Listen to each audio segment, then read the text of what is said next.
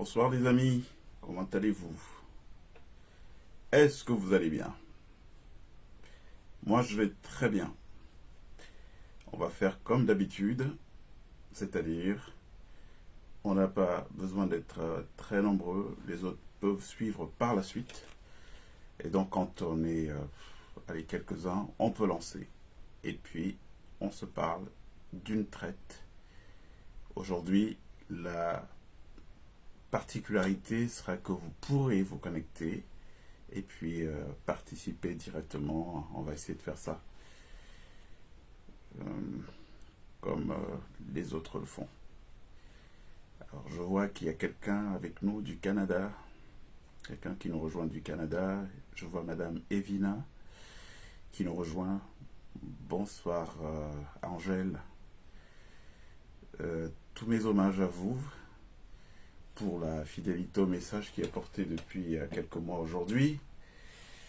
On va faire comme d'habitude, vous allez me dire si vous entendez déjà très bien le son, si vous me suivez 5 sur 5, s'il faut parler plus fort ou si ça va.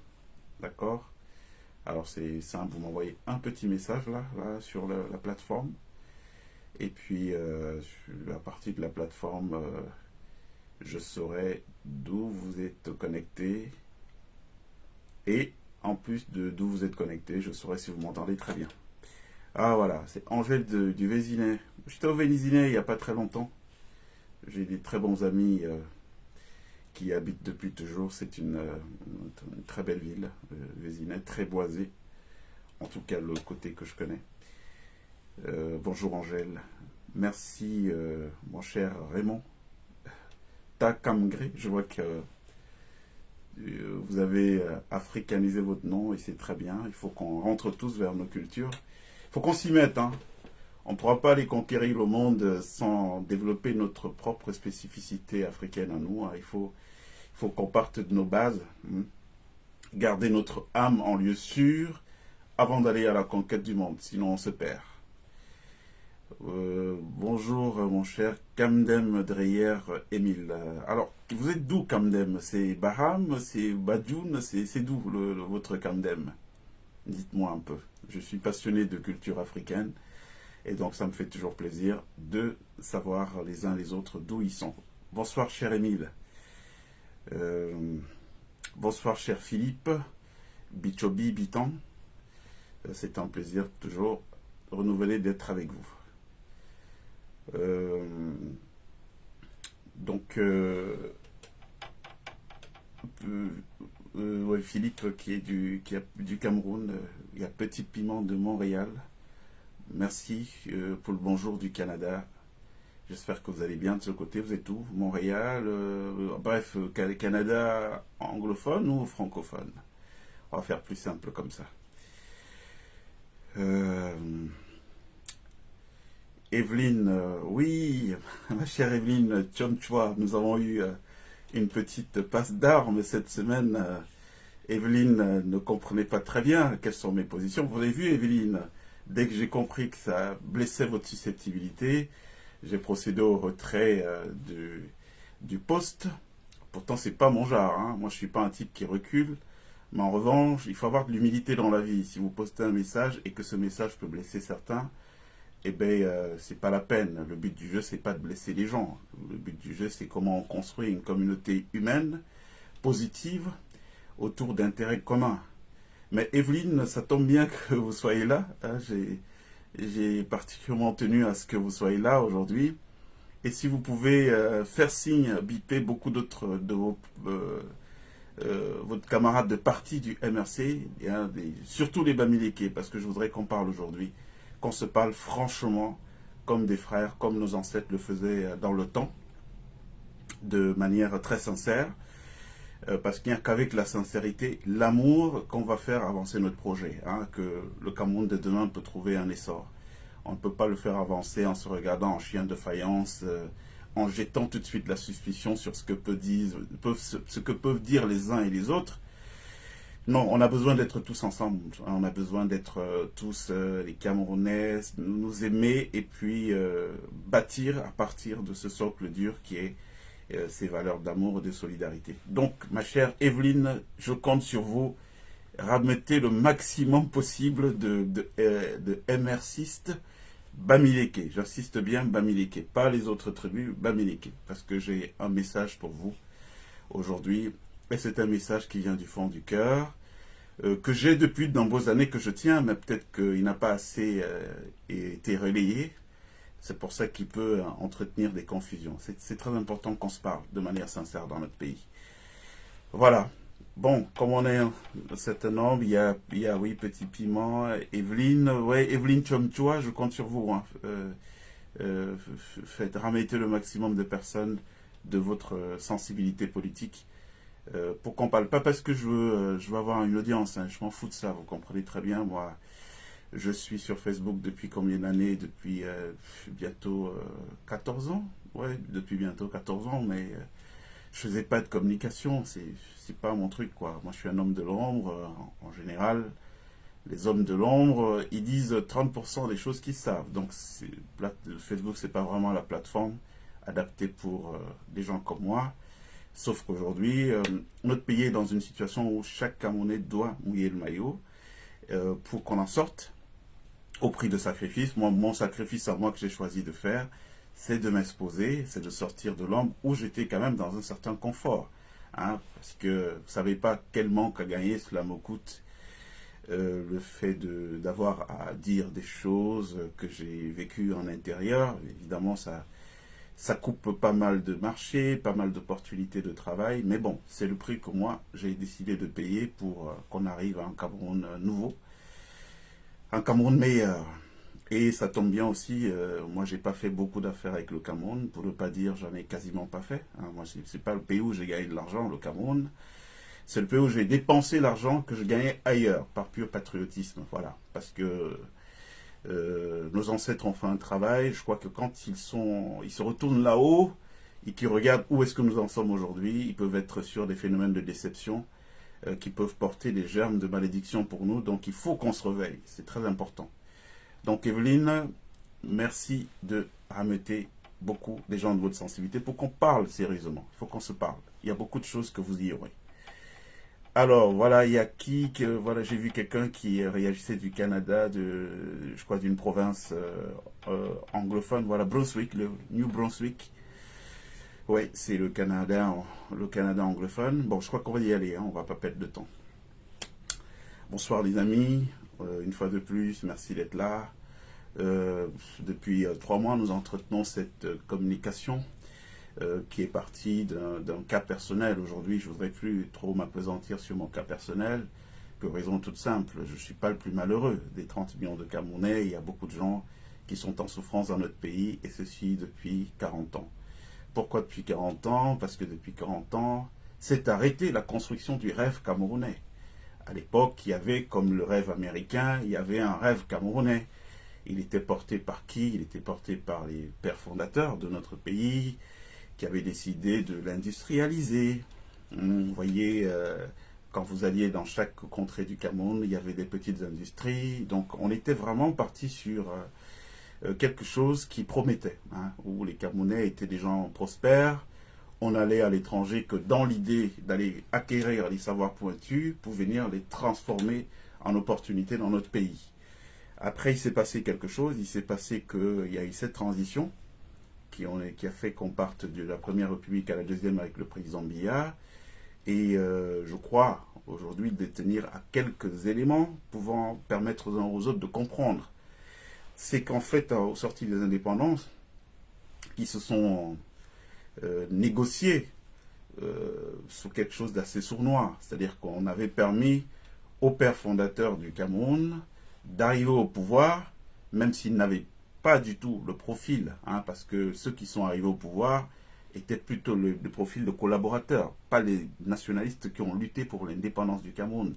Tous ceux-là ont été tués. Ernest Ouandié, Félix Moumié, Ruben Oumiober et tous les autres. Hein, ils ont tous été tués, donc ceux qui aspiraient vraiment à ce que le Cameroun soit un pays autonome, indépendant. Et puis, bon, de manière très très sournoise et vicieuse, on a donné les clés du pays à ceux qui, à l'époque, étaient plutôt avec les Blancs, quoi, qui étaient dans la collaboration. Vous imaginez un peu la France occupée à l'époque, et que le pouvoir ne revienne pas aux gaullistes qui ont lancé le vaste mouvement de résistance, mais qui reviennent plutôt aux pétainistes, donc les gens qui avaient trahi. C'est exactement ce qui s'est passé dans le cadre de notre pays. Ceux qui ont hérité du pouvoir sont ceux qui n'ont pas lutté pour l'avoir, au contraire, sont ceux qui supportaient les colons à l'époque contre leurs frères nationalistes qui se battaient pour que le Cameroun soit libéré. Donc il y a déjà ce qu'on appelle une faute originelle. La faute originelle, c'est celle-là. Donc, maintenant, il se trouve que le président du Cameroun à l'époque s'appelait Amadou Ahidjo. C'est un Peul, c'est des gens qui sont réputés pour leur culture, c'est des gens qui sont très fiers d'eux, qui sont portés sur une espèce d'authenticité, si on peut appeler ça comme ça. Donc, au bout d'un moment, il a pu jouer le jeu. Hein, alors qu'on lui avait dit, bon voilà, toi, tu vas t'enrichir avec ta famille, tes amis et du gouvernement, on va vous laisser vous enrichir, mais aucun développement pour le Cameroun, parce que c'est pas ça notre agenda. Déjà, la décolonisation a été le fait des Américains. Pourquoi? Eh bien, parce qu'à un moment donné, ils ont dit, bon, eux-mêmes, ils sont une nation constituée, donc ils ne peuvent pas être des soutiens des colonisateurs. Donc, ils ont poussé, fort des résultats de la Deuxième Guerre mondiale, donc le 1945, les Alliés gagnent, il y a le fameux plan Marshall, donc l'Amérique a une forte prégnance sur de ces différents pays européens qui sont pour la plupart les pays dont sont issus les colonisateurs. Et donc, il est question qu'ils mettent la pression au niveau des Nations Unies pour que tous les pays qui sont colonisés soient libérés. Donc, nous, dans notre cas, et il faut le dire vraiment sans mettre les organes, hein, c'est-à-dire que apprenons à dépassionner nos débats. C'est très important. Parce que tant qu'on n'arrivera pas à pouvoir avoir des échanges apaisés, ou Evelyne, je ne suis pas obligé d'être d'accord avec ce que vous dites, vous n'êtes pas obligé d'être d'accord avec ce que je dis, mais vous pouvez me le laisser dire et m'apporter des arguments contraires sans avoir besoin de m'insulter, et vice-versa. Donc, il faut qu'on arrive à ce niveau-là. Donc, je reviens au sujet. Au moment donc où ces Américains décident qu'il faut pousser à la décolonisation, il se passe que nous, on est sous protectorat français. Donc, le Cameroun est sous protectorat français. Et les Français, vraiment, ils n'avaient pas prévu de partir. Hein, c'est comment on va abandonner une terre avec autant de richesses. C'est juste pas possible. Mais comme le grand frère américain qui vient de nous aider à nous libérer et qui a un fort pouvoir sur nous, le veut, insiste, bon, on va quand même partir. Et donc, ils ont imaginé un stratagème.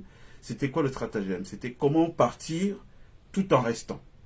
Et donc, il fallait pour ça inventer une élite docile qui soit leur affidée et surtout se battre pour neutraliser tout ce qui, les Camerounais, montraient une certaine aspiration à l'autonomie. Donc les Oumiobe et compagnie, il fallait tous les liquider pour que justement que le Cameroun n'aille pas vers une certaine émergence, vers une autonomisation en tout cas.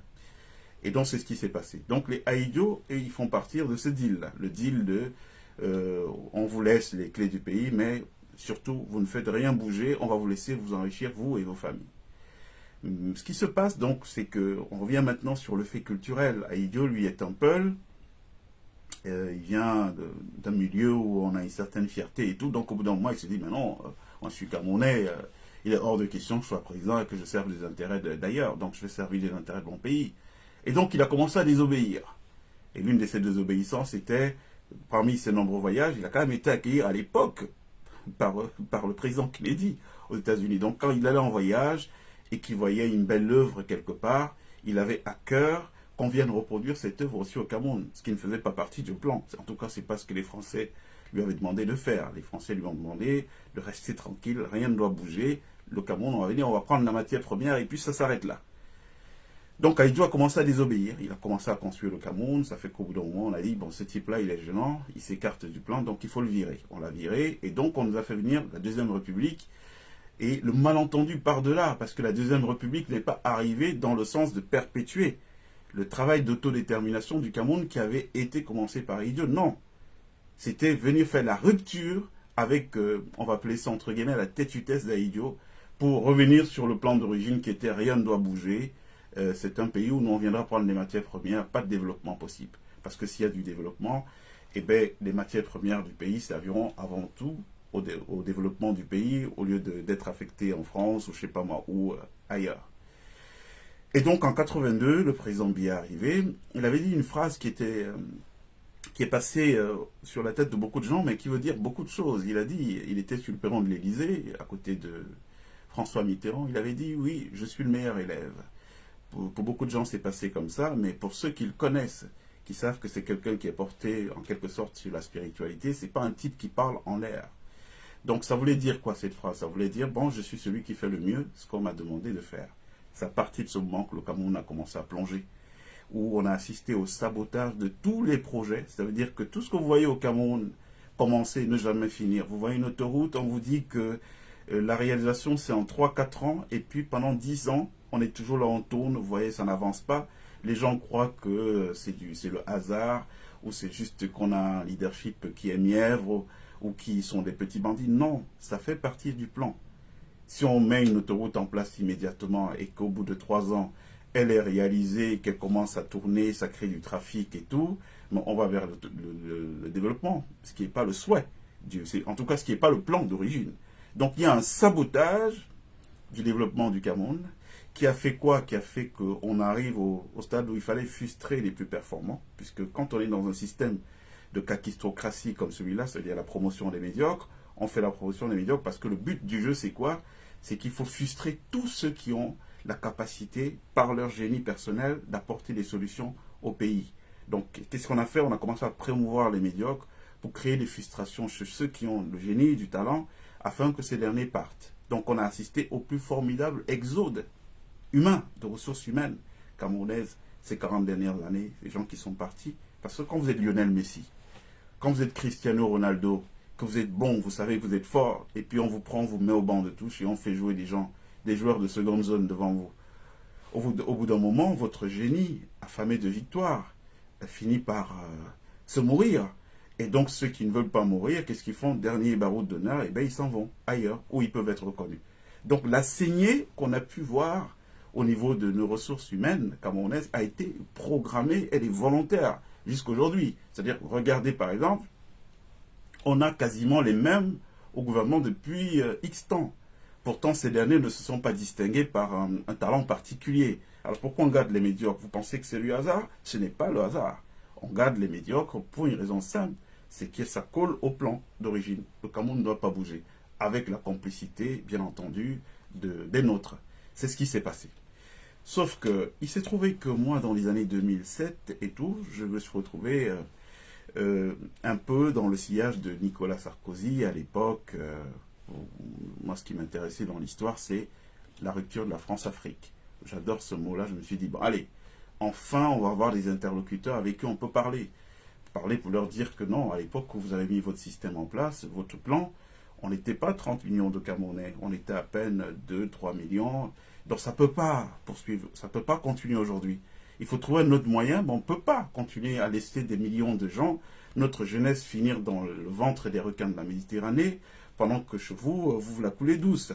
Donc si un président qui tient le discours de rupture de la France-Afrique, c'est un type qui est fréquentable, il faut discuter avec lui. Donc on a commencé à travailler, sauf qu'il s'est trouvé que très vite, et c'est même venu du côté africain, parce que c'est le président Bongo à l'époque qui avait saboté en faisant liquider Jean-Marie Bockel, qui était chargé de la coopération et chargé notamment de faire évoluer la relation. Et donc on est sur un statu quo.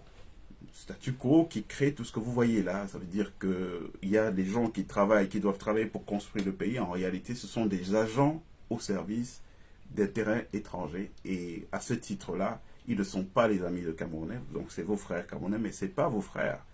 Et pour bien vérifier qu'ils ne vont pas être tentés de ne pas faire ce qu'on leur a demandé de faire, eh bien, ils ont été verrouillés en les enrôlant dans ce qu'on appelle les sociétés de pensée. Hein, pour parler de manière sexy, les sociétés de pensée, c'est tout ce que vous avez, tous ces sectes et compagnies auxquelles ils sont obligés de faire allégeance pour avoir droit au chapitre.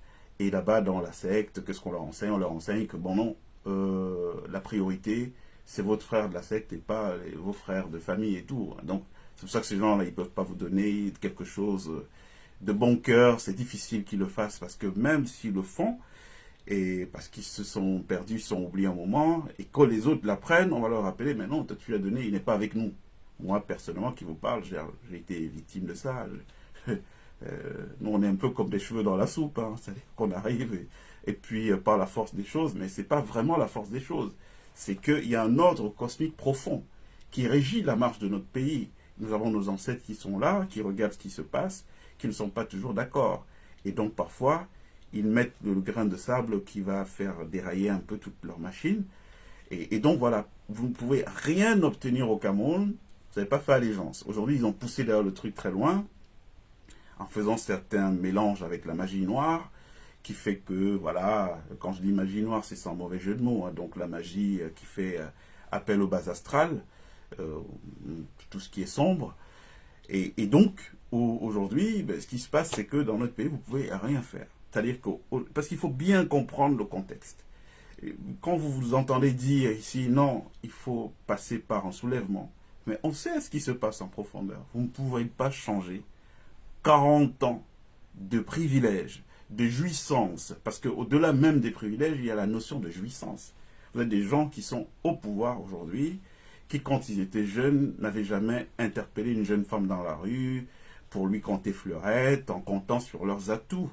Et donc la première fois dans leur vie qu'ils se retrouvent être le centre d'intérêt de femmes et tout, c'est quand ils sont assis à des postes de responsabilité et tout qu'ils ont obtenu de manière indue. Ces gens-là, vous ne viendrez jamais leur dire « Nous comptons sur votre bonne foi pour que vous débarrassiez le plancher parce que vous n'êtes pas à la hauteur. Nous, on va prendre les affaires et on va se servir des procédures, des processus démocratiques. » Jamais ces gens n'abandonnent.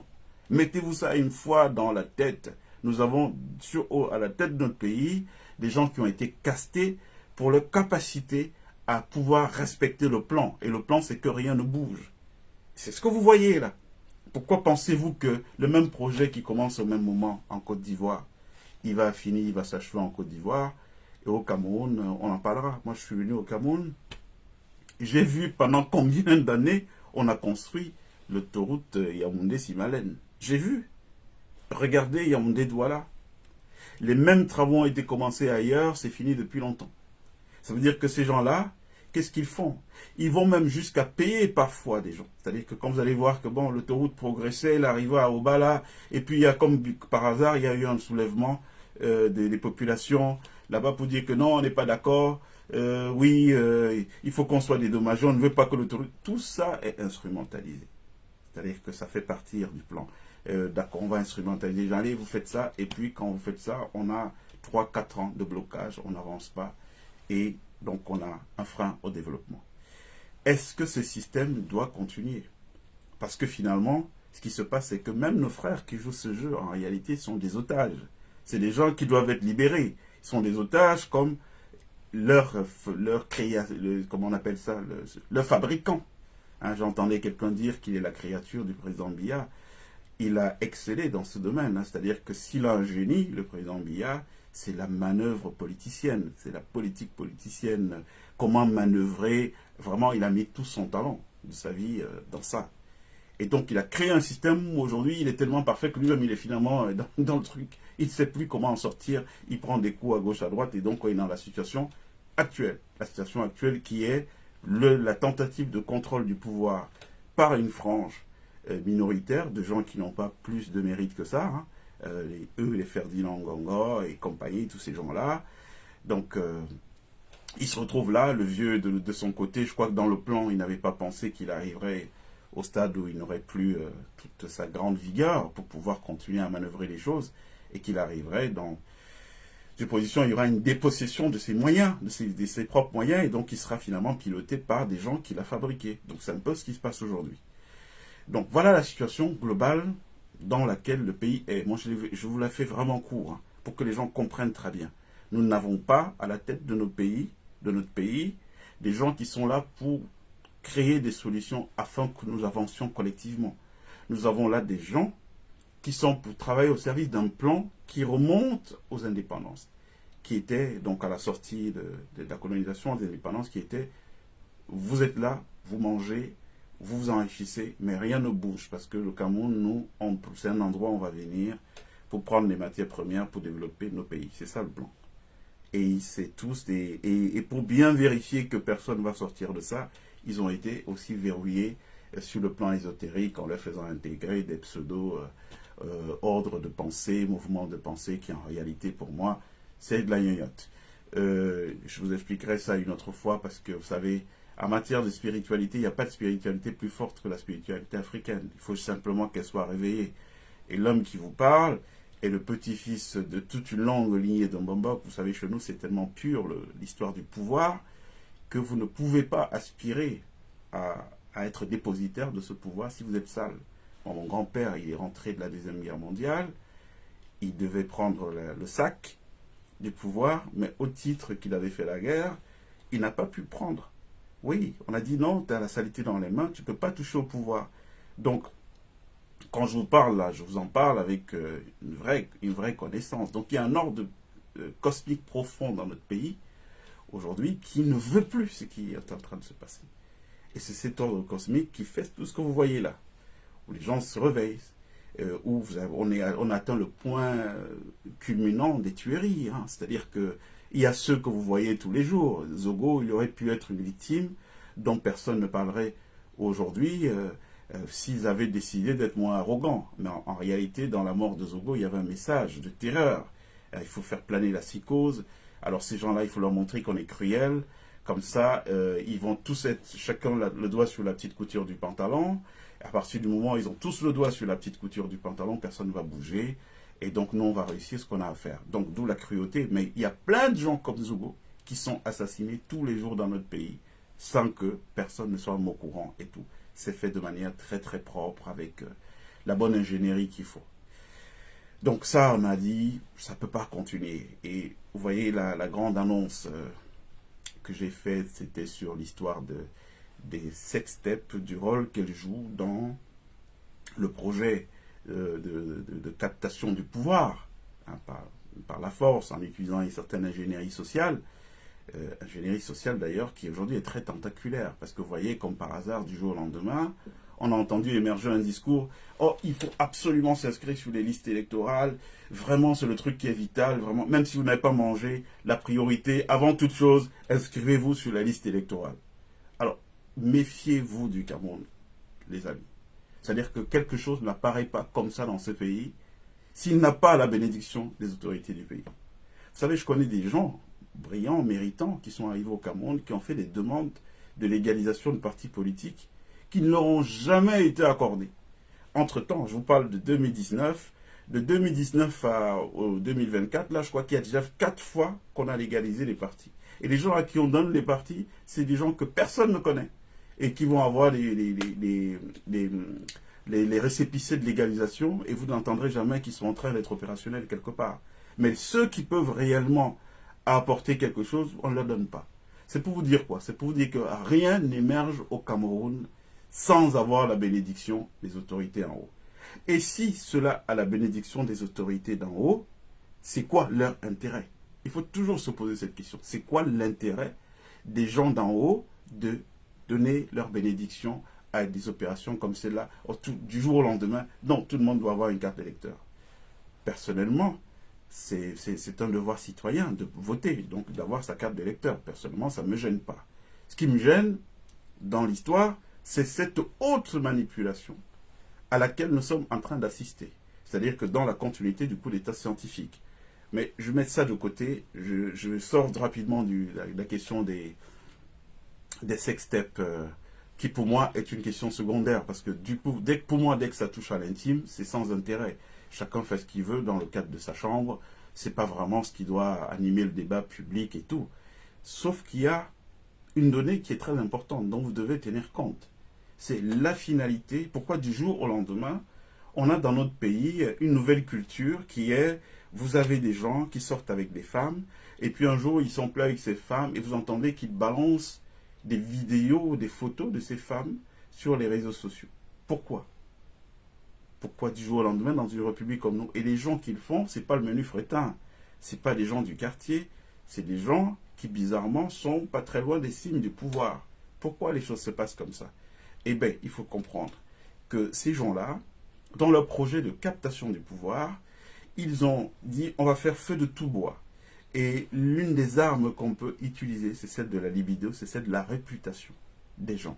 C'est-à-dire que vous avez des gens qui sont intransigeants. C'est-à-dire, vous n'allez pas venir leur dire, bon non, on vous propose de l'argent, et comme ça, vous allez changer de discours. Bon, c'est mon cas, par exemple. C'est-à-dire que je ne vois pas qui peut me corrompre au Cameroun en brandissant l'argent. Pour me corrompre, il faut me corrompre avec des idées. En me disant, bon voilà, il y a peut-être telle chose qu'on pourrait peut-être faire, et si ça me convainc en ce moment, mais si c'est de l'argent, non, on va te donner tant. Pourtant, je ne sais pas quel argent quelqu'un peut me proposer au Cameroun que je n'ai pas encore vu.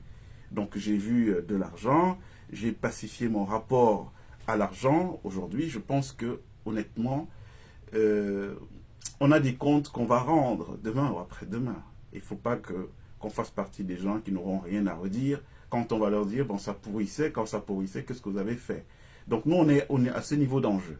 Donc la question des sextapes qui rentrent dans la vie de la République, j'ai beaucoup d'exemples. On ne sait jamais si la situation pourrit davantage, pourrait vous sortir des choses mais inimaginables, que vous ne pouvez même pas imaginer. C'est-à-dire qu'aujourd'hui, ils ont construit quasiment un pôle hôtelier au Cameroun, appartements meublés, des hôtels et tout, avec des dispositifs de captation d'images, de l'intimité de gens, des rapports intimes que les gens peuvent avoir entre eux, qui sont stockés, hein, c'est des milliers d'heures d'images. Vous imaginez, des milliers d'heures d'images stockées dans des disques durs, et qui vont permettre quoi? Qui vont permettre que le jour où on appelle un Morgan Palmer en lui disant, bon voilà, ouais, on t'a entendu parler, c'est bien ton numéro de Starlet, maintenant, bon, écoute, il va falloir qu'on se parle, que tu nous parles mieux, on t'envoie quelqu'un. Et donc, vous avez un bonhomme qui débarque chez vous et qui vous dit, t'as une télé? Oui, elle est où ta télé? Elle est là. Donc, il te balance son truc sur ta télé et tu te vois en séance débat, surtout pour ceux qui sont dans tout ce qui est déviant et compagnie, entre guillemets. Et on vous balance quelques épisodes de votre vie qui ne sont pas très réduisants. Dès que vous avez fini de voir ça, vous faites ce qu'on vous demande de faire. On est bien d'accord. Vous faites ce qu'on vous demande de faire. Ils ont poussé le niveau, moi j'en connais, je connais des gens dans notre pays qui ont obtenu certaines fonctions, certaines responsabilités en contrepartie de on vous couche et on vous couche, on vous filme, et puis le jour échéant, le jour où vous devenez désobéissant, on vous dit, ben, tu sais qu'on peut t'embêter, nous aussi, on a telle ou telle chose, donc tu vas rentrer dans les rangs et on ne veut plus entendre ta voix. Et les gens se taisent. Voilà comment on peut tenir toute une république. C'est pour ça que je vais vous parler du rôle des sextapes dans les questions de pouvoir aujourd'hui. Or, ça ne devrait pas se passer comme ça, si on est dans un pays normal. Si on est dans un pays normal, on ne doit faire chanter aucun individu avec ces histoires. Pourquoi? Déjà, c'est illégal, c'est amoral de filmer l'intimité des gens. Et si vous remarquez très bien, toutes les fois, depuis plusieurs mois aujourd'hui, qu'on a évoqué ces trucs-là, ouais, il y a tel qu'il y a des nudes, tel qu'il y a des vidéos, vous n'avez jamais entendu, ne serait-ce que l'ouverture d'une information judiciaire de notre justice camerounaise. Vous n'avez jamais entendu. Or, c'est des sujets qui devraient tout de suite mobiliser l'ensemble de l'appareil judiciaire pour dire, mais non, c'est illégal et on ne peut pas laisser des pratiques comme ça prospérer dans notre pays, donc il faut tout de suite mettre un terme à ça et tout, mais vous n'avez jamais entendu. Et vous savez qui le dit mot consent, c'est-à-dire en d'autres termes, c'est le silence que vous observez chez ceux qui sont censés appliquer la loi, chez ceux qui sont censés dire, mais c'est quoi cette histoire de un type a un immeuble, et dans son immeuble, le cas d'Émile Parfait-Sim, il a un immeuble, et dans son immeuble, toutes les chambres sont truffées de mécanismes de captation d'images secrets, et il a l'intimité des gens, mais qu'est-ce qui se passe? Sachant que eux-mêmes, beaucoup de ces gens-là ont été filmés, puisqu'il m'a été rapporté que certaines rencontres, la loge d'Émile Parfait-Sim, parfois sont faites dans son immeuble, et dans le cadre de ces salons-là, des appartements qui concentraient ces retrouvailles, donc entre frères, entre guillemets, beaucoup étaient munis, étaient équipés de ces dispositifs de captation d'images. Donc on a beaucoup d'eux qui ont des images aussi qui sont là-bas. Donc on va se retrouver en réalité avec toute une république dont la nudité est dehors. Mais ces gens-là, vous avez vu, personne n'a jamais parlé. Vous n'avez jamais entendu le procureur de Yaoundé ou de Douala a ouvert une enquête judiciaire suite à une information qui est apparue dans l'opinion et tout sur les gens. Et ça, c'est pas normal. C'est pas normal. Mais c'est pas normal pourquoi? Parce que si vous allez vérifier, vous allez voir que beaucoup de ces gens sont tenus. Et c'est à ce niveau donc, si on était un grand pays, qu'on devait voir à quoi servent les services secrets dans un pays comme le Cameroun. Parce que personne n'a le droit de faire chanter un État. Vous le savez quand même. toute personne qui veut faire chanter un État a vocation à disparaître. Et quand nous, on va être en responsabilité bientôt, puisqu'il fera beau de toutes les façons, je vous le dis, hein, et je sais pourquoi je vous le dis. Quand on va être en responsabilité, c'est à ça que vont servir les services chez nous. On ne peut pas laisser que des gens fassent chanter un État. C'est juste pas possible. Un type qui a ça, on a vu, qui sont sortis d'ailleurs dans la presse. Il y a un an ou deux, sortis dans la presse des conversations de personnalités ou des femmes de personnalités du pays qui étaient enregistrées par d'autres personnalités. Mais ces gens, quand c'est comme ça, mais on organise ce qu'il faut pour qu'ils ne soient plus jamais nuisibles pour un État. Ça, c'est ce qu'il faut faire. Bon, on ne peut pas laisser qu'un pays comme le Cameroun, quand vous dites qu'il y a tel individu, qui se balade avec des hordes de disques durs, où il y a le Premier ministre, ou voilà, le président, ou la femme du président, ou je ne sais pas moi qui d'autre dans le pays, est nu. Mais vous vous rendez compte? Et vous parlez de souveraineté de pays avec ça? Non. Il n'y a pas de souveraineté dans ce cas-là. Donc ça, c'est des choses qui doivent être réglées. Je voulais que vous compreniez quel est le mécanisme. Le mécanisme de ces gens aujourd'hui, c'est qu'il y a tout un pôle hôtelier immobilier, aujourd'hui, qui est équipé de ces choses. Ça rend d'ailleurs suspect. C'est-à-dire qu'aujourd'hui, quand vous allez, avant de descendre dans un hôtel, il faut vraiment prendre le temps de bien vous renseigner sur à qui appartient cet hôtel et tout, quelles sont les différentes ramifications derrière. Parce que si vous êtes un personnage exposé, il n'est pas du tout exclu que demain ou après-demain, que vous soyez tenu par un chantage, si vous êtes embêtant ou si vous vous trouvez un peu au milieu d'intérêt. Vous voyez, un tout petit peu. Donc voilà, il y a cette chose dont je voulais qu'on parle. Bon, on va rentrer dans les détails. On laisse d'autres personnes en ont parlé abondamment, d'autres frères camerounais en ont parlé abondamment cette semaine. Et donc voilà, ça doit pas, on ne va pas se mobiliser un dimanche soir pour parler des nus, telle vidéo, ça c'est pas de notre niveau en tout cas.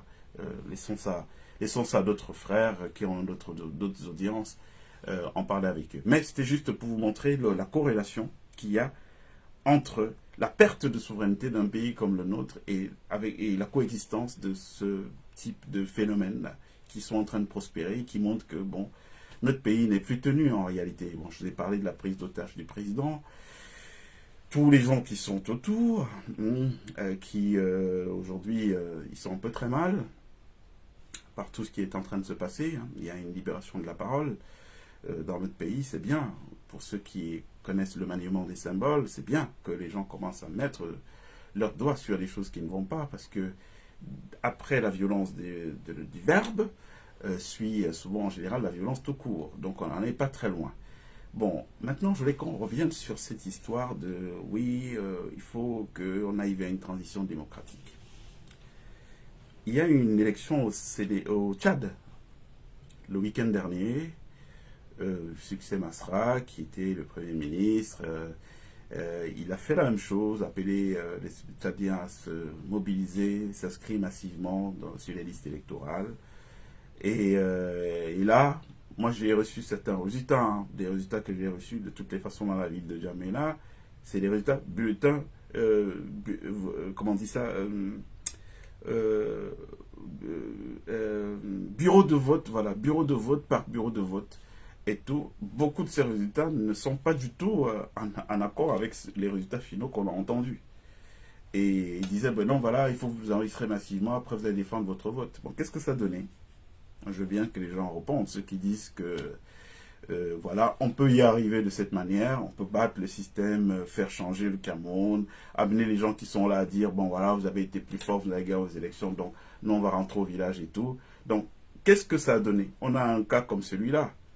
Est-ce que Mahamat Déby ne va pas repartir là pour être président? Est-ce qu'il a réellement gagné? S'il faut regarder sans vouloir faire une ingérence dans les affaires internes de ce pays, parce que ce n'est pas du tout notre vocation, mais qu'est-ce qu'on a fait? Les gens vous citent des exemples. Oh, le Sénégal est une démocratie. Il n'y aurait jamais eu Sonko et Faye au pouvoir aujourd'hui ça n'avait pas été précédé par une insurrection populaire. Quand je dis insurrection populaire, je dis que le peuple doit prendre ses responsabilités. Et sachez que on n'arrive à rien sans des sacrifices, sans des grands sacrifices. Parce que vous voyez bien, Moi, j'ai croisé des gens dans des avions qui m'ont dit non, nous, on est cabinet conseil, on vient de Londres, on est en train de travailler pour le troisième mandat de Macky Sall. Je vous le dis. Hein. On travaille pour le troisième mandat de Macky Sall. Donc, il y a des gens qui travaillent déjà 2 ans auparavant pour que le bonhomme... Vous pensez que Macky Sall serait aujourd'hui ancien président du Sénégal s'il n'y avait pas eu le peuple sénégalais qui était sorti pour dire non, on ne veut pas de ça. Jamais. Donc les gens croient que la transition qu'il y a eu au Sénégal, c'est une transition démocratique, mais pas du tout. La transition qu'on a vécue au Sénégal est une transition qui est le fruit d'une insurrection populaire. Les gens ne se seraient pas levés il y a plusieurs mois à rebours pour dire jamais nous n'accepterons ça. Jamais on acceptera que Macky se représente. Jamais on acceptera de lâcher Ousmane Sonko. Si le peuple sénégalais ne s'était pas soulevé pour dire non à ça, mais rassurez-vous, Sonko et Faye seraient en prison aujourd'hui. Macky Sall serait président du Sénégal. C'est pour vous dire que quand on parle de situation insurrectionnelle, moi il y a un truc que j'ai toujours trouvé amusant. Vous avez des gens qui subissent des coupures d'électricité, des injustices, des arrestations arbitraires. Ils ne disent mot. Donc ils n'ont pas d'énergie pour dénoncer ça. Et la seule fois où vous les voyez mobiliser leur énergie, c'est pour venir insulter des gens comme nous qui dénonçons l'état de notre société, ceux dont ils sont victimes. Est-ce que vous ne pensez pas qu'il y a quelque chose qui ne va pas? C'est-à-dire qu'ils sont là, en couple au courant, vous les trouvez là, les boustiques à Douala, ils font la fête. Tel bonhomme, pour avoir le moins de service, vous devez aller vous aligner dans un service pendant toute une journée et tout. Toutes les atrocités dont sont victimes les Camerounais au quotidien, et que personne ne vienne nous sortir des arguments du type oui, vous êtes là-bas et tout. Moi, j'ai vécu au Cameroun. Hein. J'ai vécu au Cameroun, et ceux dont je parle aujourd'hui, j'en parlais étant au Cameroun. Ne jugez pas les gens juste parce que vous les voyez dans un direct un jour. Allez sur YouTube, vous tapez Morgan Palmer, vous allez voir que tout ce que je vous dis là aujourd'hui, c'est les choses que j'ai dit depuis des années. Je n'étais peut-être pas écouté par le même auditoire, mais je le dis depuis des années. Qu'on ne peut pas s'en sortir en restant, et je le disais, étant au Cameroun. Donc ce n'est pas une histoire de qu'il est à Paris ou il est à Moscou. Donc comme il est à Moscou, bon, il est au calme là-bas, donc il peut nous dire non, je l'ai dit étant au Cameroun. Tout ce que je dis là, aujourd'hui. J'ai posé des actions étant sur place au Cameroun. Pourquoi? Parce que je pense que ma vie, elle vaut rien du tout. Si le bien commun que nos ancêtres nous ont laissé est menacé d'extinction, tout le monde doit se mobiliser. Et moi, ma part, c'est celle-là. C'est de me mobiliser de cette manière, dans un premier temps. Il ne faut pas penser que c'est rien. Hein. Il ne faut pas penser que c'est rien. Vous ne savez pas ce que nous courons comme risque. Et les fatwas qui sont mis sur nos têtes, et les poisons qui sont commandés, dans mon cas d'ailleurs, pour faire un petit clin d'œil à ma situation commandée de Russie qui coûte un bras, avec mobilisation de la diaspora, tous les agents dans la diaspora, c'est à qui va l'empoisonner le plus rapidement, et on va avoir de l'argent. Mais donc ça, il y a un prix à payer pour toutes ces mobilisations, pour tout ce que nous faisons comme travail. Et tout. Donc il ne faut pas penser que c'est une posture facile de s'asseoir, de s'exposer, de renoncer à certaines affaires. Oui, parce que nous renonçons à certaines affaires du fait de prendre publiquement position pour dire non à un système qui est inique. Oui, parce que ce système est inique. Le vieux, en 40 ans, a travaillé à faire quoi? À faire des manœuvres politiques. En 40 ans, il n'a jamais travaillé à créer le développement au Cameroun. Même l'histoire de, oui, il nous a apporté la démocratie, il nous a apporté, ça a participé du plan. Comment créer des troubles dans une société? Est-ce qu'il y a plus facile que de libéraliser l'accès de la parole à des gens qui n'ont pas droit au chapitre pour créer est-ce qu'il y a plus facile que ça pour jeter le trouble dans une société? Nous sommes dans ça aujourd'hui. Vous venez dans une société où les gens savent à peine écrire leur nom et vous leur dites non, tout le monde a le droit de parler. Hein, allez-y, parlez. Ça devient quoi? Ça devient un grand brouhaha. Chacun jacasse. Est-ce qu'ils utilisent la parole pour dire la vérité et la vertu? Non. Donc ça n'a aucune valeur ajoutée pour un pays. Donc même l'histoire de je vous ai apporté la démocratie, la liberté d'expression, ça participait du plan de destruction du Cameroun, en tout cas de son immobilisme. Comment on fait pour que ces gens n'avancent pas? Allez, amenons-leur des concepts qui sont trop supérieurs à eux, du type démocratie, alors qu'ils n'en sont pas encore là, et laissons-les dedans. Disons démocratie, liberté d'expression, ils vont commencer à parler. Ils mettront tellement de temps à parler qu'ils n'auront jamais le temps de construire le pays, et ils ne se rendront même pas compte des choses qu'on vient leur barboter à gauche à droite. C'est dans ça qu'on est. Donc même ça, on ne peut pas considérer que c'est quelque chose de positif que le président Biya a amené au Cameroun. Ça, je préfère vous le dire. Je vous le dis, pourtant, je ne vous ai pas caché des liens anciens qui étaient les nôtres. Mais moi, je suis de l'école de la vérité. Je suis désolé, les gars. Vous êtes ma mère, vous êtes mon père. Si vous faites des choses qui ne sont pas bien, vous ne m'aurez jamais comme complice. Ah ça, il faut que les choses soient très claires. Et c'est à ce niveau que je veux faire appel à mes frères Bamileke du MRC. Oui, je dis bien Bami du MRC. Je pose mes mots, je pèse mes mots parce que je ne parle pas gratuitement. Il y a quelque chose que j'observe dans le pays. Voilà un peuple, le peuple Bamileke du Cameroun, qui s'est illustré par un vrai dynamisme. Je vous en parle parce que j'ai un témoignage qui est quasiment de l'ordre des ancêtres. Moi, mes ancêtres ont fait le maquis et je sais qui étaient leurs alliés pendant ce maquis. Donc, on a des gens qui sont des formidables nationalistes, des formidables patriotes, qui travaillent, la culture du travail. Pour savoir s'ils travaillent, faites un tour à l'ouest du Cameroun. 5 heures du matin, quand vous sortez pour partir après un week-end et tout, vous voyez qui? Vous voyez les gens sortir dans le noir, des petits bosquets, ils ont chacun où? Ils sont en train d'aller au champ, 5 heures du matin. C'est-à-dire quoi? Ça veut dire que c'est des gens qui sont plutôt habités par une espèce de mystique du travail, de volonté d'avancer et tout. Et elle se traduit par quoi? Elle se traduit par le formidable pôle économique, d'excellence économique qu'ils ont pu construire chez eux. Très très bien. Bon, aujourd'hui, nous on fait partir des rares voix qui se sont élevées à l'époque pour dire que non, il ne faut pas que, parce que nous avons nos querelles internes, au niveau du Cameroun, au lieu d'imiter les autres qui travaillent, en nous mettant nous aussi au travail, de commencer à dire qu'on va casser leur dynamique, en faisant quoi? En demandant aux grossistes, donc à ceux qui sont leurs grossistes, de venir s'installer au Cameroun pour leur mener une concurrence déloyale. Mais ça a été fait. Et quand ça a été fait, pour mes frères qui écoutent là, nos frères Bamileke, ça a été fait avec qui? Vous pensez que c'est le pouvoir des sudistes ou des machins qui a fait ça? Non, c'est le pouvoir camerounais, avec toutes ses composantes. Ça veut dire qu'il y avait vos propres frères de tribus, de propres frères ethniques qui étaient là, qui ont vu ça se faire, qui ont vu les Chinois venir progressivement entrer au Cameroun. Donc les gens qui vous livraient des marchandises, venir au Cameroun, entrer pour commencer à vous concurrencer parce que c'était une volonté politique. Alors vos frères qui sont dans le système, est-ce qu'ils ont condamné ça? Non, ils n'ont pas condamné ça. Alors moi je vais vous dire une chose. Aujourd'hui, je suis fatigué de voir que chaque fois que quelqu'un va venir dire un truc, dans le sens d'apporter plutôt une amélioration à la qualité du débat, qu'on ait droit à quoi? À des replis identitaires, des replis ethniques. Je vous ai dit ici que vous ne connaissez pas l'histoire du Cameroun. Et quand je dis tous les Camerounais ne connaissent pas l'histoire du Cameroun. Si vous connaissiez l'histoire du Cameroun, vraiment personne ne parlerait d'ethnie au Cameroun. Parce qu'on est tous un. Je vous ai raconté l'histoire d'Oumiobe aux Nations Unies.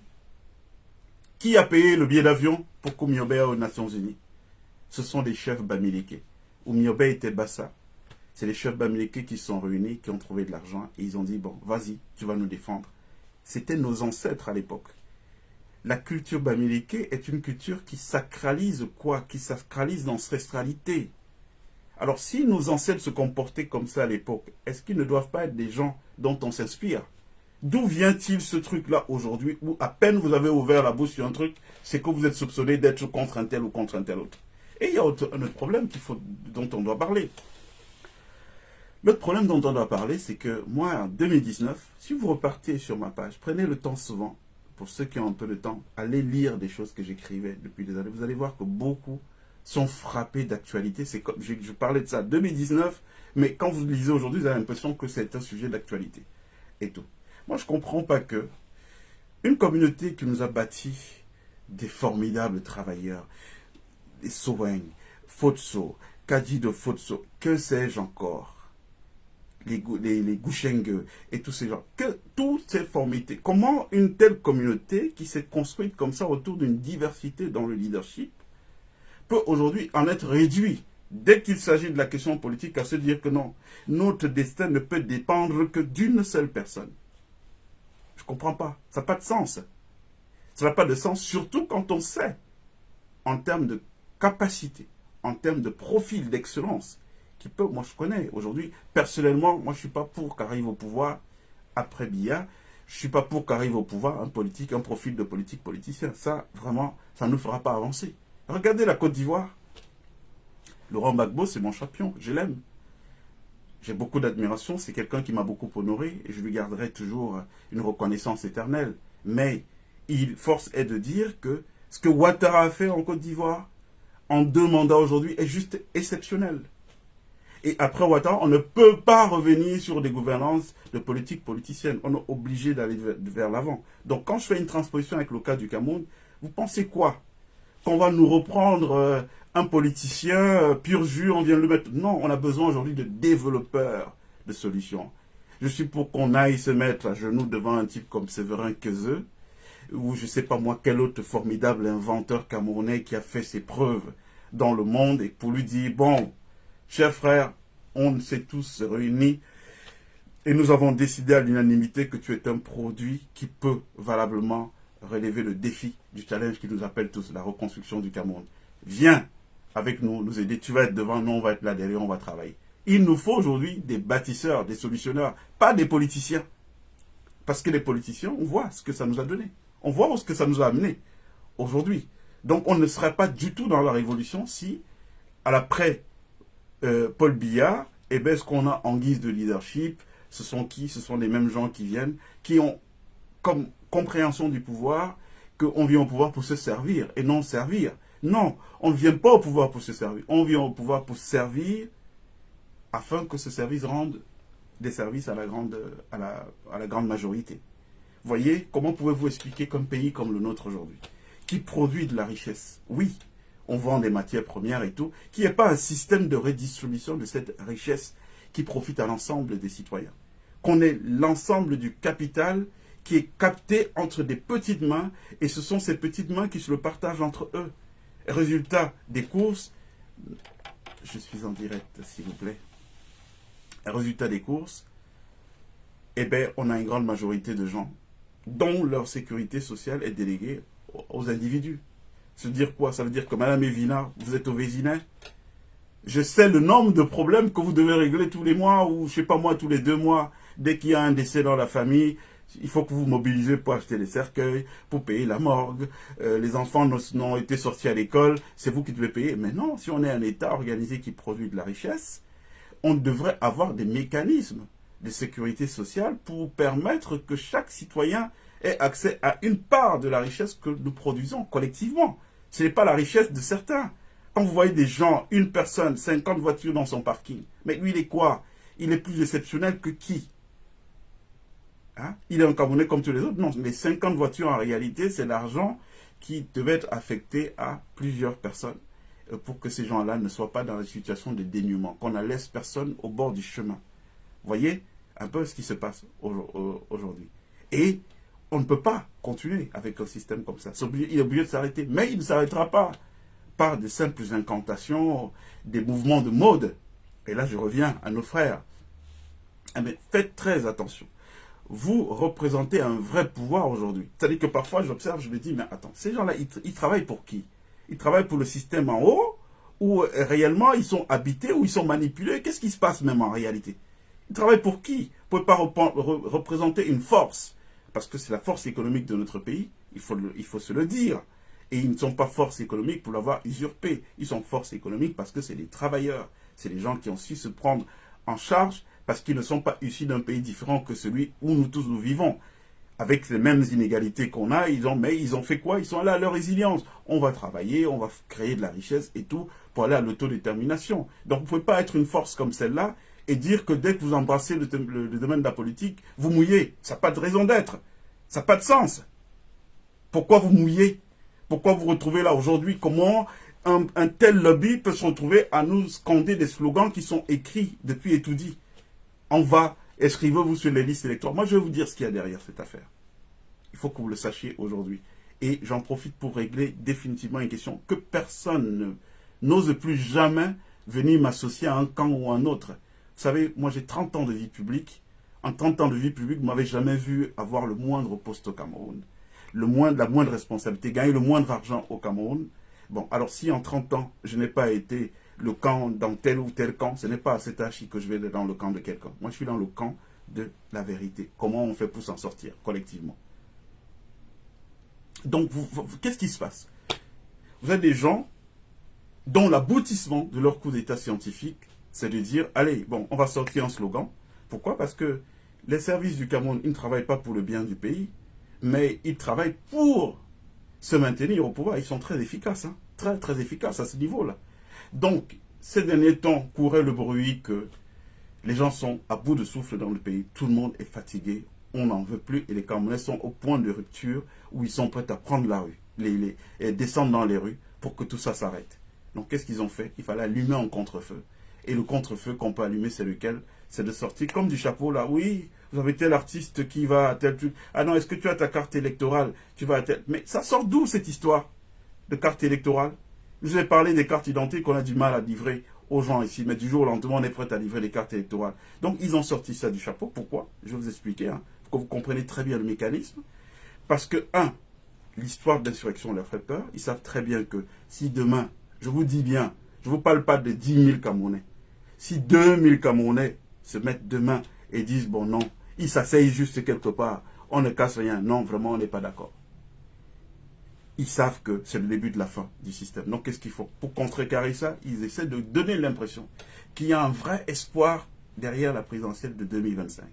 Et donc, pour ça, pour que cet espoir soit atteint, il faut que les gens s'inscrivent massivement. Mais en réalité, c'est l'aboutissement du coup d'état scientifique. Qu'est-ce qui va se passer? Cette campagne-là, elle est documentée. Ça passe dans les médias, on voit ça partout. Et des mallettes d'argent qui partent du Cameroun pour venir arroser les lobbies ici, des lobbies qui servent d'arbitre. C'est-à-dire que quand le moment arrive et qu'il y a des crispations dans la société, ce sont ces lobbies qui arbitrent en disant à leurs médias, allez, relayer ça au maximum, et puis voilà les éléments de langage, il faut que ce pouvoir parte et tout, et puis le pouvoir tombe. Donc qu'est-ce qu'ils font? Ils procèdent toujours par anticipation. Si vous savez le nombre de mallettes d'argent qui vient du Cameroun pour l'Europe, dans des jets privés, pour aller alimenter tel réseau, tel autre réseau, tel réseau, pour que le moment venu, que les gars se tiennent en situation de neutralité du genre, bon ouais, bon, il y a eu l'élection, nous prenons acte du résultat de l'élection, nous notons surtout une formidable mobilisation autour de cette élection. Jamais dans l'histoire du Cameroun, il y a eu autant de gens, mais le verdict des urnes a dit que bon, c'est Ferdinand Ngongo qui est le vainqueur, donc voilà, nous on va s'en tenir, on ne veut pas faire de l'ingérence dans le... C'est ce qui est en train de se préparer. Vous avez quelle maîtrise de l'appareil électoral du Cameroun pour dire que vous allez revendiquer un vote? Si vous ne pouvez pas vous mobiliser pour dire qu'on n'est pas d'accord de ne pas avoir d'électricité, d'eau, vous pensez que c'est à ce moment-là que vous trouverez le courage pour venir dire aux gens que non, non, vous avez volé notre vote? Vous avez dit qui va vous entendre? Ce sera une première? Ça a été dit en 2018, qu'est-ce que ça a donné? Parce que apparemment chez nous, on n'a pas de mémoire, on oublie très rapidement. En 2018, dès que le hold-up, parce que le hold-up, c'est d'accepter d'aller déjà aux élections dans un système qui est vicié. Vous allez aux élections alors que le système est vicié, ça veut dire que vous avez accepté les règles d'entrée de jeu, et par la suite, qu'est-ce que les lobbies à l'international vont vous opposer? Ils vont vous opposer que ben, vous avez participé en connaissance des règles, et donc voilà, et puisque ces lobbies sont alimentés financièrement, oui, c'est ce qui se passe. Quand ils vous disent ça, vous allez faire quoi? Leurs médias ne vont pas relayer vos contestations, à la limite même dire que tout va bien, on va vous tuer en milliers là-bas, ce ne sera pas relayé à l'international, et donc l'affaire est pliée. L'affaire est pliée. Donc je ne sais pas si c'est de la naïveté, la mobilisation que je vois, ou si c'est de la manipulation, mais si vraiment c'est le cas, je dis que c'est une grosse trahison pour nos ancêtres. Parce que vous ne pouvez pas être descendant d'un peuple qui a payé le prix le plus fort dans les guerres d'indépendance de notre pays. On a versé du napalm dans certaines zones.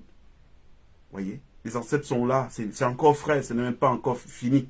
Et tout. Aujourd'hui, vous vous trouvez être complice parce qu'on a promis à un tel ou un tel un poste de Premier ministre et que par la suite, on va lui donner le pouvoir. Vous pouvez passer des deals avec des gens comme ça? Vous ne pouvez pas passer de deal avec des gens comme ça, ils n'ont aucune parole. Ce qu'ils vont faire, c'est quoi? Dès qu'ils vont finir de vous utiliser, eh bien, ils vont vous neutraliser. Hein, on connaît, hein, je vous ai parlé, hein, c'est les champions des empoisonnements sournois. Hein, et donc, on va vous mettre un truc là, et puis du jour au lendemain, vous n'êtes plus dans la course et tout. Donc, on ne peut pas accepter ce qui est en train de se passer là aujourd'hui. Nous ne disons pas qu'il ne faut pas qu'il y ait des élections, mais il faut qu'il y ait des élections aux conditions qui permettent réellement que la volonté populaire puisse s'exprimer. Et ça veut dire quoi? Ça veut dire que aller vers une élection dans le cadre actuel, c'est mettre la charrue avant les bœufs. Il faut d'abord faire ce qui s'est passé au Sénégal. Par exemple, je ne dis pas que c'est la seule chose qui peut être faite dans l'absolu, mais par exemple, s'il n'y avait pas eu cette mobilisation, je vous jure, Macky Sall passait en force. Sonko et Diomaye Faye seraient toujours aujourd'hui enfermés. D'accord? Moi, je veux bien que les choses soient très très claires. Donc, Evelyne, je ne sais pas si vous êtes là, Evelyne Diomachua, parce que je ne vois pas en même temps que je parle. Si vous êtes là, je voudrais bien qu'on engage ce débat, parce que je veux qu'on comprenne un peu les uns et les autres, que ceux qui disent... Evelyne, vous êtes là? Je vois quelqu'un qui dit que le MRC n'est pas Bamileke. Je n'ai pas dit que le MRC était Bamileke. J'ai dit que je voulais parler à mes frères du MRC qui sont Bamileke. J'ai dit les Bamileke, je n'ai pas parlé d'une autre tribu. Mais je n'ai pas dit que l'ensemble du MRC est Bamileke. J'ai dit pourquoi à eux je voulais parler. Parce que je considère que c'est une entité. Le Cameroun, c'est une mosaïque de communautés qui cohabitent. Il faut aussi que ce truc-là, qu'on sorte des petits trucs... vous pensez qu'un mec de mon niveau regarde les gens par rapport à que tu viens de telle tribu ou tu viens de telle autre tribu. Moi, je fais des affaires avec des gens qui sont des quatre coins du monde. Je suis au téléphone parfois jusqu'à 4 heures du matin en fonction de là où je suis parce que je parle avec des gens qui sont à l'autre bout du monde que je ne connais même pas. Alors, je ne vais pas accepter des gens que je n'ai même jamais rencontrés pour être contre mes frères. Je vous mets au défi, hein. Quiconque ici, là, qui va venir nous parler de ces histoires de tribus, si vous êtes sûr même que vous connaissez notre culture mieux que moi qui vous parle. Hein? Moi, je suis un enfant qui a passé les premières années de sa vie à Tchon, le centre climatique, je connais très bien, qui allait manger tous les week-ends à la chefferie Bafou et tout. Parce que mes parents, au titre de notre extraction familiale princière, il y avait une table. Hein? Donc, vous ne pouvez pas venir parler de tribalisme à des gens comme nous. Vous ne connaissez pas comment les familles sont faites en Afrique. Hein, il faut vraiment que les gens se calment avec l'histoire qui est racontée là aujourd'hui où personne ne peut plus parler. Et puis on vient lui brandir de tribalisme, t'es contre tel ou un tel. Vous ne connaissez pas l'histoire des gens. Il faut connaître l'histoire des gens avant de vouloir leur affubler tous ces trucs ridicules dont on entend parler. Alors, Raymond dit, ce que vous dites est déjà en cours de téléchargement, nous allons écraser le système de 42 ans. Alors, je ne comprends pas très bien. Bon, bref, je ne comprends pas très bien. Mais, alors, l'idéal serait que quoi? L'idéal serait que... en réalité, il faut créer des débats d'apaisement. Ceux qui veulent débattre, je peux les appeler. Hein, je peux les appeler en direct. On fait un partage vidéo. Je sais que c'était pas prévu pour vous. Hein, beaucoup sont affalés dans les salons. Et ce serait peut-être pas sexy qu'on les voit comme ça. Ben, s'il y en a qui sont chauds, eh ben, ils peuvent faire signe. Je les appelle et puis on pousse cet échange-là de visu, quoi, qu'on essaie de parler. Il faut qu'on apprenne à se parler de manière très apaisée.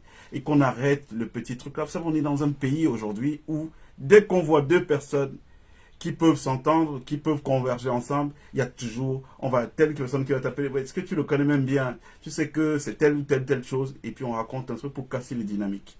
Le système actuel n'a prospéré que de cette manière. Voilà, en divisant les Camerounais.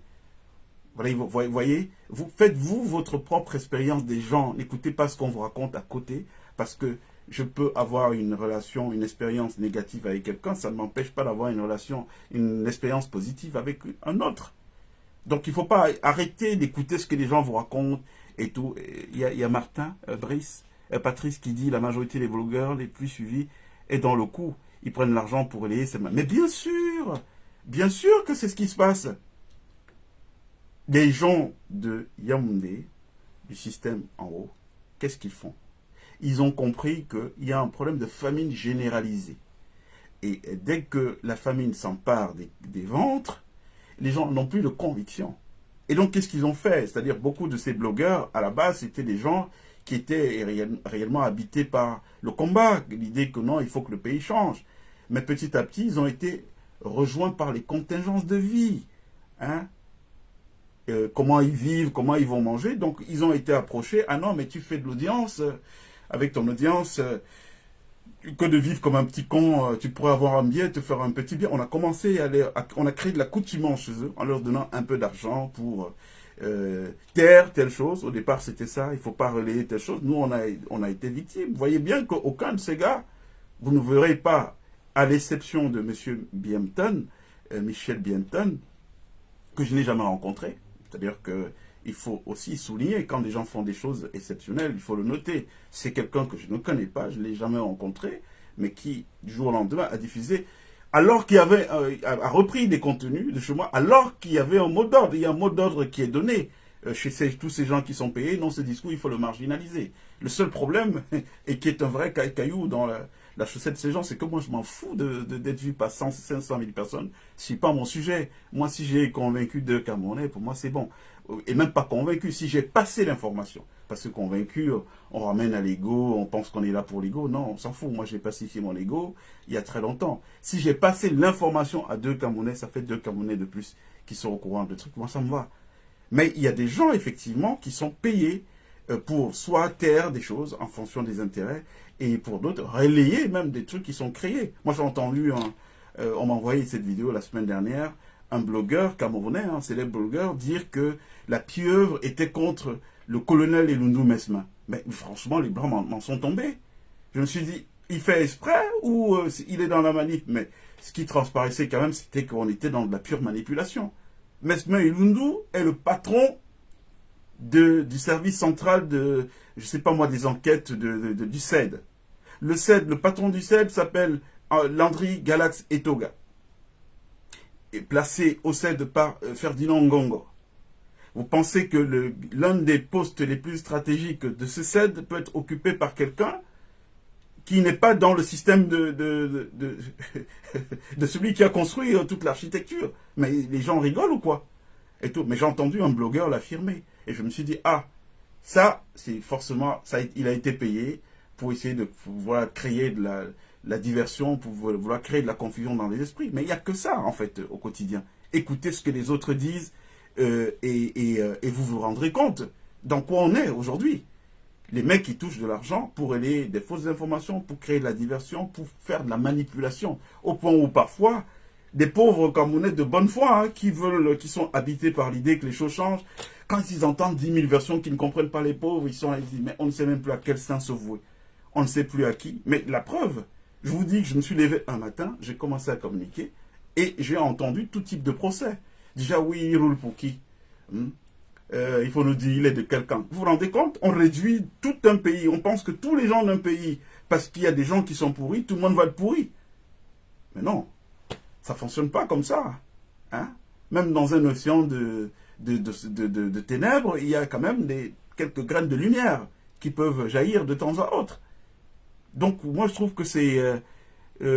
alors, Raymond m'a dit, il me demande où est-ce que vous en êtes avec votre parti politique. Non, alors, il y a autre chose, Raymond, il faut qu'on se mette bien d'accord. Moi, je ne suis candidat à rien. Et je vous le dis, parce que nous sommes sur Internet, ça veut dire que tout ce qu'on déclare, demain, on peut nous opposer ça. Je ne suis candidat à rien du tout. Je ne veux pas être président de la République, ça ne m'intéresse pas. Je ne suis candidat qu'à une chose. Quelle partition on peut aider à jouer pour qu'advienne un nouveau Cameroun qui soit meilleur pour nous tous? Ça veut dire qu'aujourd'hui, si on peut être des animateurs de tendance, aller chercher, parce que moi je suis convaincu que nous avons parmi nos concitoyens, qu'on a partout dans le monde là, il y a des gens, parce que j'en vois, je vais à gauche, à droite, et on me sort parfois un profil, ah voilà, il est du Cameroun comme vous. Ah bon, vous regardez ce que le bonhomme fait? Le bonhomme mobilise 1 milliard de dollars sur sa tête, avec des gens qui croient en lui, comme vous n'avez pas d'idée. Mais ce type-là, si vous apprenez, on apprend demain qu'il est président du Cameroun, mais vous imaginez le nombre de capitaux qu'il peut déplacer vers le pays, juste sur la simple base de sa crédibilité. La simple base de sa crédibilité. Et donc, pendant qu'on doit tous être là à dire c'est qui ces profils-là, aller les chercher pour les convaincre, parce que beaucoup de ces gens, ils ne viennent plus au Cameroun. Pourquoi? Pas parce qu'ils n'aiment pas le Cameroun, mais beaucoup ont été déçus. Beaucoup sont levés, ils sont venus faire des projets, ils ont été humiliés, parce que ça n'entrait pas dans le cadre du fameux plan dont je vous ai parlé au départ. Ils venaient apporter le développement, alors que ceux qui sont là, ils sont des gardiens pour qu'il n'y ait jamais de développement. Donc ils ont été déçus, humiliés devant leurs partenaires, ils sont partis du Cameroun, ils font des choses ailleurs. Moi je suis candidat à rien du tout, hein, mon cher Raymond. Donc quand je vous dis qu'il fera beau, c'est qu'on travaille sur d'autres dynamiques. On ne travaille pas sur des dynamiques ou notre ego. Moi, vous ne me verrez pas candidat de quoi que ce soit. Je suis candidat de rien du tout. Je suis candidat qu'à une seule chose, à voir comment, ensemble, nous pourrons amener le changement de notre pays. Mais il y a des gens beaucoup plus méritants. Moi, je ne suis pas un type qui aime déjà je ne suis pas fan du protocole. Hein. Moi, j'aime bien ma vie simple, être assis dans une ferme et tout, me pêcher mon poisson, le manger au calme. Donc, les histoires de « oh, il faut être là, debout pendant des heures, et pour aller attendre ». Non, non, c'est pas mon truc, franchement. Donc, je ne suis pas candidat à une présidence quelconque. Il faut que les choses soient très claires. Donc, ceux qui peut-être me voyaient avec la suspicion en se disant « bon, non, il est en train de travailler parce qu'il veut être… » Non, moi, je ne suis pas candidat. En revanche, je ne peux pas vous cacher qu'il y a un certain nombre d'actions qui sont menées aujourd'hui parce qu'on ne peut pas laisser que ce pays continue comme ça. Et pourquoi? Parce qu'il y a 3 petits cons qui sont là, à qui vous avez donné le pouvoir. Oui, c'est parce que vous avez montré au Ferdinand Gongo qu'ils peuvent mettre les Camerounais au pas, que ces derniers ont pensé qu'ils sont des gens puissants. D'ailleurs, parlons de lui. Vous avez appris que cette semaine, il a été cité comme témoin dans le procès de M. Zogo Martinez. Et monsieur n'a pas daigné se présenter au tribunal militaire. Voilà. Les gens à qui on veut confier la République de demain. Des gens qui montrent clairement qu'ils n'ont rien à foutre des institutions de la République. Vous voyez, il n'est que quoi? Il n'est que un collaborateur du président de la République. Il montre déjà une telle morgue contre les institutions de l'État. Vous pensez quand il sera s'il est un jour, et ce que je ne crois pas du tout, s'il est un jour aux responsabilités, à la plus haute fonction, vous pensez qu'il aura davantage de l'intérêt, de la considération pour les institutions? Non, c'est la vieille école. L'école, c'est les bébés billards dont la doctrine, le mantra a toujours été que le pouvoir est à notre service. On n'est pas au pouvoir pour servir. La preuve, il s'accroche. Vous pensez que réellement, des gens qui travaillent, on voit comment les gens sont usés. Moi, j'ai vu Barack arriver au pouvoir aux États-Unis frais, tout frais et moulu, il est reparti, les cheveux blancs remplis sur la tête, les rides, on fait une OPA sur le visage. Vous pensez que c'est quoi? C'est le pouvoir, c'est pas un endroit où on se repose. Alors si vous voyez des gens qui s'attachent autant à l'idée d'être là, ben, ça veut dire qu'ils sont pas au pouvoir pour travailler. Ils travaillent pas. Pour eux, c'est une sinécure. Ils sont au pouvoir pour jouir. Donc nous, aujourd'hui, c'est pas ce profil de politique qu'il nous faut. Nous, on a besoin des performeurs, des gens qui viennent pour performer. Hein, vous voyez, c'est très important. Et il y a Martin qui dit que l'histoire du faux accident de Samy Ancé, oui, je vous jure que c'est ce qui se passe. Ils répandent des fausses informations. Ils entretiennent même des personnages dans la République qui sont là pour faire de la diversion. Parce que c'est la gouvernance qu'il y a eu depuis 40 ans, c'est une gouvernance de diversion. C'est-à-dire que, bon, en l'absence de programme, avec cette vacuité d'offres et tout, qu'est-ce qu'ils font? Mais il faut bien tenir 7 ans, le temps d'un mandat. Donc on vous crée une affaire, et puis pim, tous les Camerounais s'excitent dessus. Entre-temps, ils oublient que ce type nous a dit que on était sur les grandes réalisations et tout. Elles sont où les réalisations? On ne les voit pas, puisque tout le monde est sur les trucs subsidiaires. Vous avez du jour au lendemain un tutu séduit qui apparaît et qui dit oui, non, je pense qu'il faut une transition et je me vois bien à la tête. Vous pensez qu'il parle de lui-même, ce type-là? Hein? Et RFI s'empresse de faire tourner le tourner d'infos. Non, c'est de la diversion, c'est la gouvernance par la diversion. C'est-à-dire qu'on vient, on vous crée des trucs, puisqu'on n'a rien de consistant. Il n'y a pas un projet qui est fini pour dire, bon voilà, on avait dit qu'on va faire une route, voilà, la route elle est finie, elle va générer un trafic d'1 million de voitures par jour, 1 million ça correspond à tant de millions, avec ces millions-là, voilà ce qu'on va faire, on va mettre un peu dans les crèches, parce que toutes nos jeunes femmes mères là qui sont seules, abandonnées avec leurs enfants, elles ont le droit de travailler, elles ne doivent pas être coincées à la maison parce qu'il n'y a personne pour garder les enfants, donc une partie de l'argent du payage de ces routes va être affectée au financement des crèches publiques pour qu'elles puissent garder leurs enfants. Ils n'ont pas ces discours à vous tenir. Donc, en l'absence de ces discours, il faut bien qu'ils occupent d'une certaine manière. Et donc, parfois, on vous crée un truc, quand c'est pas sur le football, les sujets qui touchent à la passion, aux bas instincts, les gens vont, ils s'excitent dessus, ils oublient que, voilà, on a des gens qui nous ont fait des promesses, et puis ces promesses, où est-ce qu'on en est? Et donc, ce qui va se passer, c'est quoi? Aujourd'hui, le truc, c'est, ah non, vraiment, il faut que chacun ait sa carte de lecteur, mobilisez-vous, ça devient même un sujet qui est mis en scène. Ah, s'il vous plaît, c'est mise en scène. Ça veut dire quoi? Ça veut dire que vous voyez un truc où... Moi, j'ai vu un truc sur Internet l'autre jour, je me suis dit, mais ils ont une vraie ingénierie sociale, ces mecs. Ils vous montrent un bonhomme qui est assis dans un bar, et qui va avoir sa bière, et puis on lui dit non, est-ce que tu as ta carte d'électeur si tu vas avoir la bière? Vous vous rendez compte jusqu'où il pousse le bouchon? Et ça passe crème. Pourquoi? Parce et en plus les bières, là, le symbole de la bière, quand on vous dira quel est le rôle des brasseries du Cameroun. Oh.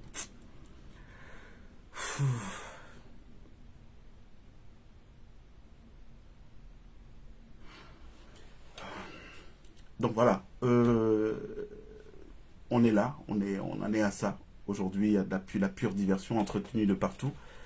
Martin dit que, Patrice dit, si les gens ne sont pas habitués à aller revendiquer pour les prisonniers politiques, ils ne pourront jamais tenir dur contre le bir et camper dans les rues en masse. Non, Martin, c'est une question de décision. Hein. Vous savez, moi j'ai connu la famille Bongo au Gabon. Je ne pense pas qu'il y avait une famille plus solidement implantée que celle-là dans un pays africain. Le patron des services secrets au Gabon, c'était Frédéric Bongo, donc un fils du père, le président, le frère, et tout. Mais malgré tout ça, vous voyez, aujourd'hui, on allait vers des dynamiques. Ne soyez pas pessimistes. Je vous promets qu'il fera beau au Cameroun bientôt. C'est-à-dire qu'aujourd'hui, on a atteint un niveau, et pour comprendre ce que je vous dis, il faut interroger l'ordre cosmique profond de notre pays. Des gens qui ne sont pas mus par l'idée de l'intérêt collectif depuis 40 ans ne peuvent pas continuer. Parce que qu'est-ce que ça veut dire? Ça veut dire quoi? Ça veut dire qu'en 2025, on va refaire la même. Et vous voyez, dans les moments il a fallu avoir un gouvernement. Si je vous dis qui était les pressentis pour être au poste de... qui était premier ministre de ce gouvernement, vous comprendrez mieux l'idée du coup d'état scientifique avec cette histoire des élections dont je vous parle. Hein? Donc, on ne peut pas connaître l'ordre cosmique profond de notre pays et penser qu'après le président Biya, ça va continuer. Non, c'est pas possible. Et c'est ces gens-là qui n'ont pas notre rayonnement, que le rayonnement que leur procure de l'argent, du matériel, les métaux, hein, sont au niveau des métaux. Ces gens-là, vous pensez que c'est des gens qui se projettent? Ils ne se projettent pas. Ils sont dans un rêve. Bon, c'est vrai qu'ils ont le droit de rêver, mais ils sont dans un rêve. Ça ne marchera pas comme ça. Il y a Emmanuel qui dit, l'armée représente quel pourcentage de la population? Les hommes de troupes ne vivent pas dans nos cas. Mais oui! Mais oui! Je vous promets que les gens ne connaissent pas la réalité de notre pays.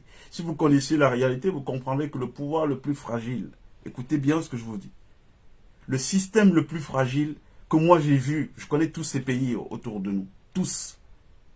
Autant je vais vous dire, pour faire tomber militairement le pouvoir, ou alors par une insurrection populaire, le pouvoir au Congo-Brazzaville, c'est compliqué. Autant je peux vous dire que le Cameroun est comme une femme qui attend juste que quelqu'un vienne la posséder, c'est tout. Moi je vous dis, c'est trop facile. Parce que les plaintes dont vous nous entendez parler, quand vous m'entendez crier, je ne crie pas pour ma douleur à moi seul. Je crie pour les millions de douleurs qui me sont rapportées. On a des amis partout. On a des amis qui travaillent dans ce système. Vous pensez qu'on a des informations comment? Quand je vous dis qu'il y a un poison qui a été commandé, pour moi, vous pensez que j'ai ces informations comment? On a des amis qui sont à l'intérieur des systèmes. On sait quelles sont leurs souffrances. Vous les voyez porter des valises d'argent pour le compte de ces gens-là. Ils ont fini de porter les valises, ils déposent dans les maisons et eux, ils rentrent. Ils arrivent, ils trouvent les enfants assis dans les maisons qui ne sont pas là à l'école parce que papa n'a pas d'argent. Vous pensez que ces gens-là, ils vont accepter de mourir pour eux? Mais vous connaissez mal ce qui se passe dans notre pays. Non. C'est pas ça, c'est pas ça. Je crois que vous vous trompez. Je vous promets que le fruit est mûr. Et pour que je me mette à découvert pour vous dire ça, comme je vous le dis, c'est parce que je sais ce qui se passe. Il y a la petite frange qui profite de cette situation. Elle ne représente même pas 0,01% de la population du Cameroun. Je vous ai dit les chiffres dernièrement. Le Cameroun, sur 30 millions d'habitants, il y a à peine 1,1 million personnes qui ont un salaire toutes les fins de mois. 724 000 du secteur privé, 750 000 du secteur privé, 324 000 du secteur public avec l'armée. Ça veut dire que chacun de ces salariés doit faire vivre 30 personnes pour que le pays s'en sorte. Et toujours à l'esprit ces chiffres-là, c'est très important pour ceux qui aiment les chiffres et encore plus leur symbolique. Si vous avez compris ce que veut dire la vraie symbolique profonde qu'il y a derrière ces chiffres, vous comprendrez que le Cameroun est un pays mûr. Il n'y a que vous qui ne savez pas que c'est à notre portée. Et je le comprends. Je le comprends. Parce que quand pendant 40 ans, on brime des gens, on leur met des idées reçues dans la tête, ils sont alimentés de stéréotypes, ils sont vampirisés par des moyens satanistes que nous connaissons. J'ai marqué un temps d'arrêt tout à l'heure sur les brasseries. Et tout. Quand vous avez un peuple qui a vécu ça, mais c'est normal qu'au bout d'un moment, quand vous leur dites que vous pouvez vous libérer, qu'ils vous voient comme un magicien, qu'ils vous disent, mais ce mec-là, c'est qui? C'est un doux rêveur, c'est un dangereux illusionniste ou quoi? Non, je comprends parfaitement, mais je vous jure que c'est pas impossible.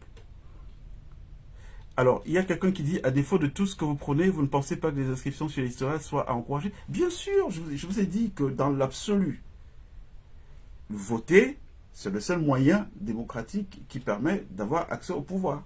Mais il faut que ce soit dans le cadre d'une élection dont le contrôle sera fait par le peuple. C'est pas une élection. Si vous allez... Bon, allez, qu'est-ce que ça va changer, par exemple, aujourd'hui? L'élection de 2025 avec le même code électoral. Quelle différence il y aura avec 2018 ou 2011 ou 2004 auparavant? Il n'y aura aucune différence. Ça veut dire que vous avez les mêmes Katsika, hein, parlons comme ça, hein, on va parler comme au Quat. Vous avez les mêmes Katsika qui sont là, et puis c'est eux qui disent en fin de journée, c'est elle qui a gagné. Et vous allez faire quoi? S'ils ont dit ça, c'est elle qui a gagné, vous allez faire quoi? Entre-temps, sachez qu'ils travaillent très bien, je viens de vous le dire. Entre-temps, tout le système est arrosé à l'international, hein, tous les lobbies, parce que j'entends des gens parler. Si vous saviez qui était Paul Biya, vous comprendrez. C'est un type qui a tenu pendant autant d'années, pas parce qu'il est assis sur les petits ressorts camerounais. Non, il a son réseau à l'international. Des gens qui l'informent. Voyez, dès que les gens commencent à parler d'un truc ici à la diaspora, à peine vous avez parlé à 2 ou 3, puis vous ne savez pas, il y a déjà quelqu'un qui a pris un jet privé qui est arrivé à Yaoundé, et parfois il arrive, même le directeur de cabinet, même le secrétaire général, personne n'est au courant de la vue de ce type-là. Il arrive, il vient, il parle à l'oreille du vieux. Dès qu'il a fini de parler à l'oreille du vieux, il prend sa petite mallette, il prend le même jet, il repart à Paris. Voilà comment ce pouvoir, c'est un pouvoir qui est installé, mais sur un puissant réseau à l'international. Ils connaissent lire ce qui va se passer et tout. Donc, tout ça est fait avec une vraie expertise, une vraie science. C'est-à-dire que ça ne va pas se passer comme vous pensez, là. C'est que inscrivez-vous. Et puis tout ça, eux-mêmes, ils créent le buzz, puisque ces influenceurs et compagnie et tout machin, ils ont des algorithmes, ils travaillent de concert avec les sociétés qui nous produisent ces services-là. Donc on relaie le message, il est vu de partout, donc tout le monde entier au courant que non, vraiment, il y a une vaste mobilisation pour les élections de 2025. Bon, alors, quand à l'issue de cette élection de 2025, que tout le monde entier a vu qu'il y avait une vaste mobilisation, on dit, le vainqueur c'est Ferdinand Ngongo, vous allez faire quoi? Au moins, vous voulez sortir. Vous n'êtes relayé par aucun des médias internationaux parce que les gars ont déjà été verrouillés par chacun son sac d'argent. Il a déjà acheté sa maison à Marrakech et tout. Donc aucun journaliste va en parler et tout et tout. À la limite, on va tuer 2, 3, 4, 5 et puis les autres vont rester, ils vont se décourager et puis rien ne va se passer. Et puis vous avez mis au pouvoir quoi? Vous avez mis au pouvoir des gars qui repartent pour 50 ans. Parce qu'il faut comprendre, c'est ça l'enjeu. Vous avez mis les gars au pouvoir qui repartent pour 50 ans parce que vous les avez vus avec des yeux de naïfs, que oui, non, vous pouvez gagner. Vous avez demandé à des gens, je viens de vous dire, là, les gens se battent pour quoi dans ce monde-ci? Ils se battent pour l'histoire des femmes. Beaucoup de combats que vous voyez là, c'est que bon, je vais être le plus beau. Un gars qui a jamais pu séduire une femme et qui se retrouve dans une situation aujourd'hui, il en a 3, 4 qui le courent après parce qu'il est secrétaire général de la présidence de la République du Cameroun. Vous avez dit à un type comme ça que nous comptons sur ta bonne foi pour que quand tu vas perdre les élections, tu te retires, non, on va prendre le pouvoir. Il va le faire. Vous y croyez vraiment là? Non, attends, on rigole ou vous êtes sérieux? Non, ça se passe pas comme ça. Ça se passe pas comme ça, les frères. Ça se passe pas. Et quelqu'un dit, Monsieur Morgan, le BIR est sous le contrôle de l'armée ou de la présidence? Que non, le BIR, c'est un corps qui a été créé par le président. À la base, c'est après le coup d'État de 84, il y a une volonté du vieux, et je crois qu'il était conseillé à l'époque par Mobutu, de diversifier ses canaux de sécurité. Et donc, il s'est tourné vers Israël, parce qu'il pensait qu'il ne fallait pas mettre tous ses œufs dans un seul panier. Je vous ai dit qu'on a un orfèvre à la tête du Cameroun. Marzement, son génie n'a pas été un génie de bâtisseur pour bâtir, non. C'est un génie pour la manœuvre politique, et manœuvre politique stérile, qui n'a rien apporté au fond, au gros des Camerounais. Ça a apporté à son pouvoir. Il s'est maintenu au pouvoir pendant toutes ces années, mais en réalité, ça a été sans grand panache. La preuve, on en est là, quoi. Après 40 ans, vous voyez ce que Ouattara a fait, là, en Côte d'Ivoire, en 10 ans, a transformé son pays. Voilà, donc ça veut dire que sinon on veut faire, la Côte d'Ivoire n'a pas plus de ressources que le Cameroun. On a plus de ressources. Mais non, il y a... Alors, il y a quelqu'un qui dit, le peuple se laisse distraire, il avait tout Charles Pasqua créé l'affaire dans l'affaire. Oh là là là là. René Calvin. Quel talent vous êtes. Exactement, c'est dans ça qu'on est aujourd'hui. C'est-à-dire que ces gens, ils font la gouvernance par la confusion. Il y a une confusion permanente. Ça veut dire quoi? Vous avez un Morgan Palmer qui apparaît il y a 3 mois et qui commence à dire des choses. Qu'est-ce qu'ils vont faire? Bon, alors, à défaut d'avoir des affaires qu'on peut lui coller à ce Morgan Palmer, qu'est-ce qu'ils vont faire? Mais ils vont faire quoi? Ils vont envahir les inbox des gens qu'ils ont repérés comme étant des spectateurs des lives de Morgan Palmer. Ils vont envahir leurs inbox via leurs contacts interposés, hein, pour répandre des rumeurs. Ah, ce type-là, tu le suis, est-ce que tu le connais même bien? Non, il y a telle ou telle autre chose et tout. Et donc, vous allez voir du jour au lendemain, vous tenez un discours qui est complètement dilué. Et dilué pourquoi? Parce que sans que vous ne le sachiez, je vous parle des méthodes que je connais. Je sais comment ils fonctionnent, ces gens-là. Donc, du jour au lendemain, quelqu'un qui était peut-être en train de vous montrer le chemin, eh ben, on va venir créer un phénomène de discrédit sur son image, au point vous allez... Et puis, ça va être quoi? Ça va être le défaitisme. Dit, non, mais finalement, on va me compter sur qui dans ce pays? L'autre, là aussi, est venu dernièrement, il a voulu faire son tour de magie, et aujourd'hui, il est mis à nu et tout. Et donc, qu'est-ce qui se passe? Les gens se retrouvent dans un esprit de défaitisme. Donc, rien ne peut être fait. Donc, comme rien ne peut être fait, on fait quoi? Bon, on va faire comment? Regardons nos enfants grandir. Et là, les gars ont réussi leur coup. Donc, René Calvin, c'est exactement ça. On crée une affaire dans l'affaire, et puis il y a tellement d'affaires qu'à la fin, on ne sait même plus c'était quoi l'affaire de base. C'est exactement ce qui se passe aujourd'hui. Et il faut que les Camerounais, mais vraiment mes chers frères et sœurs, je souhaite que vous compreniez que vous n'avez pas affaire à des enfants de cœur. C'est-à-dire, quand vous luttez contre les gens, renseignez-vous sur leur CV quand même. Il faut savoir c'est qui vous avez en face de vous. C'est des gens qui ont un vrai génie pour le mal.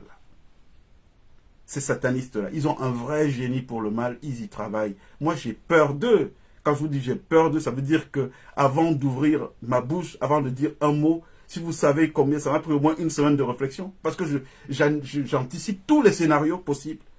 Parce qu'ils travaillent de cette manière. La présidence de la République, vous voyez là, je vous jure que tous les gars qui bossent là-dedans, si vous les prenez aujourd'hui, vous les reconditionnez, vous les mettez dans un autre système, vous serez étonné de voir les résultats qu'ils vont vous produire pour le Cameroun.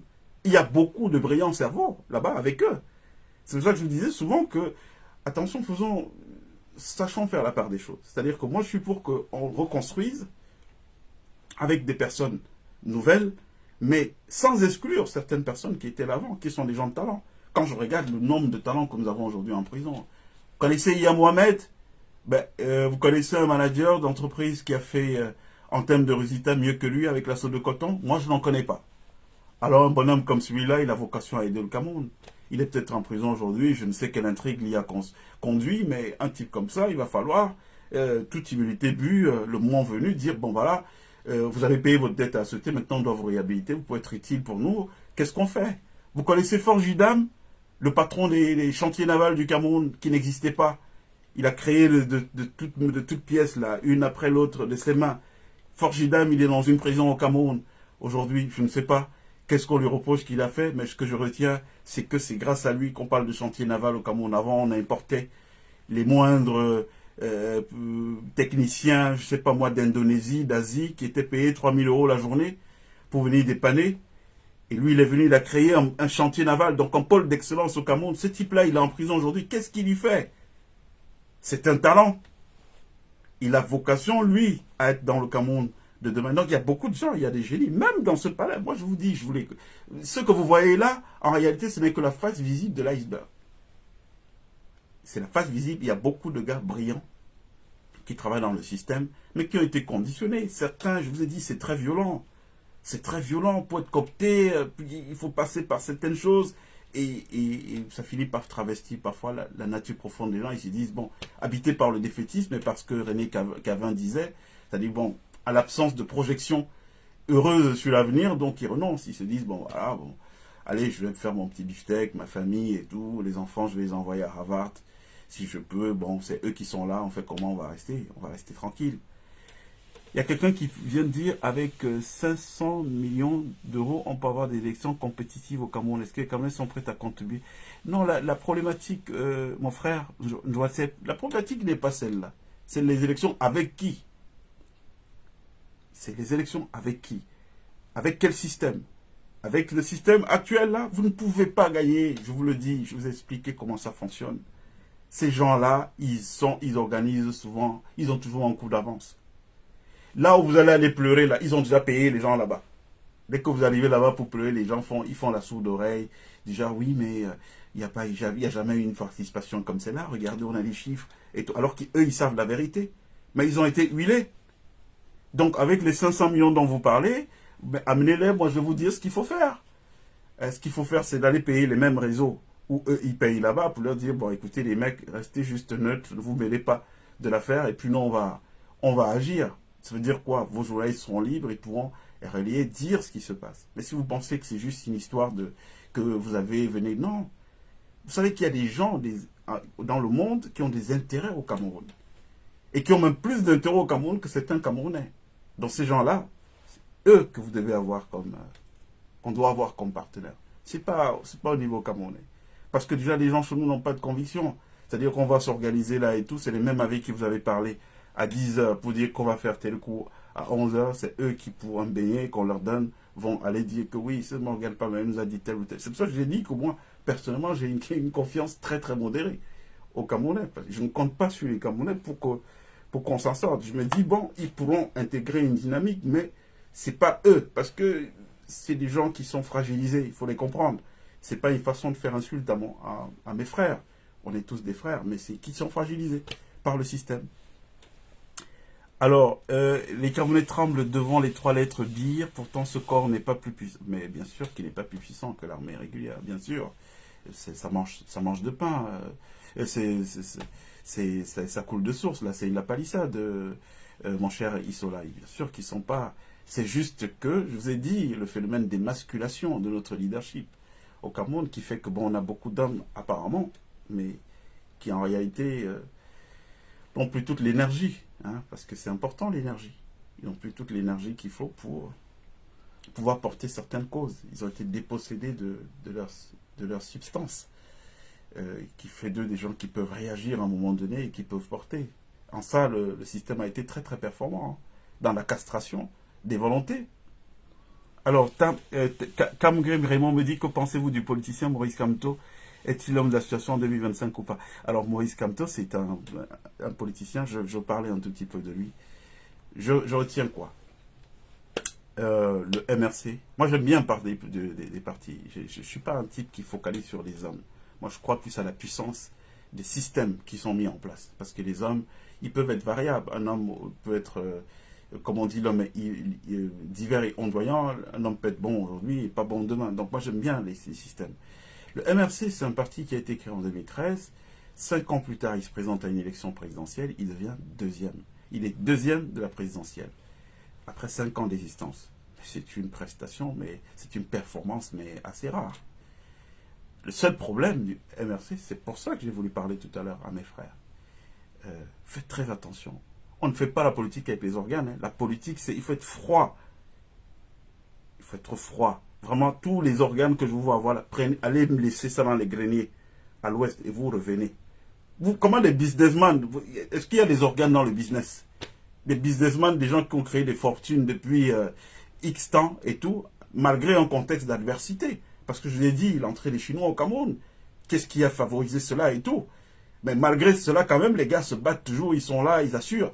Alors, comment des gens qui ont pu faire le business à ce niveau-là amènent des organes? En politique, il n'y a pas d'organes. En politique, on est dans le calcul froid. Donc, le MRC arrive deuxième à la présidentielle. Pour moi, c'est la plus grosse performance politique qu'on a eue ces derniers temps. Pour un parti qui n'a que 5 ans d'existence, devant l'UPC, l'UDC, tous les vieux partis traditionnels qui étaient là, le SDF même et tout. Alors, ils font ça. On s'attend à ce que les CES soient transformés en imposant au moins une cohabitation lors des les locales à venir. Les locales arrivent, formidable mobilisation. Je vous jure que si le MRC avait participé à cette élection de proximité-là, on aurait eu, à défaut d'avoir une cohabitation à l'Assemblée, on aurait eu un groupe, comment on appelle, un groupe parlementaire fort au niveau de l'Assemblée. Bon, il ne participe pas. Pour moi, c'était une erreur. Je ne sais pas qu'est-ce qui a présidé à cela et tout. Mais je pense qu'à l'époque, ce qui avait été évoqué, c'était que le code électoral, tant qu'il ne change pas, et tout, un truc dans le genre. Bon, pour moi, c'est une formidable machine de guerre, le MRC. C'est une formidable machine de guerre et à laquelle il manque juste des stratèges. Parce que s'il y a une force politique aujourd'hui qui peut être redoutée par les gens, par le président Biya, je ne vais même pas parler du système, parce que pour moi, les autres ne comptent pas, c'est le président Biya. S'il y a une force politique qui peut être redoutée aujourd'hui au Cameroun par le président Biya, c'est Eliba Mileke. Ça, je vous le dis, il faut que vous ayez conscience de cela.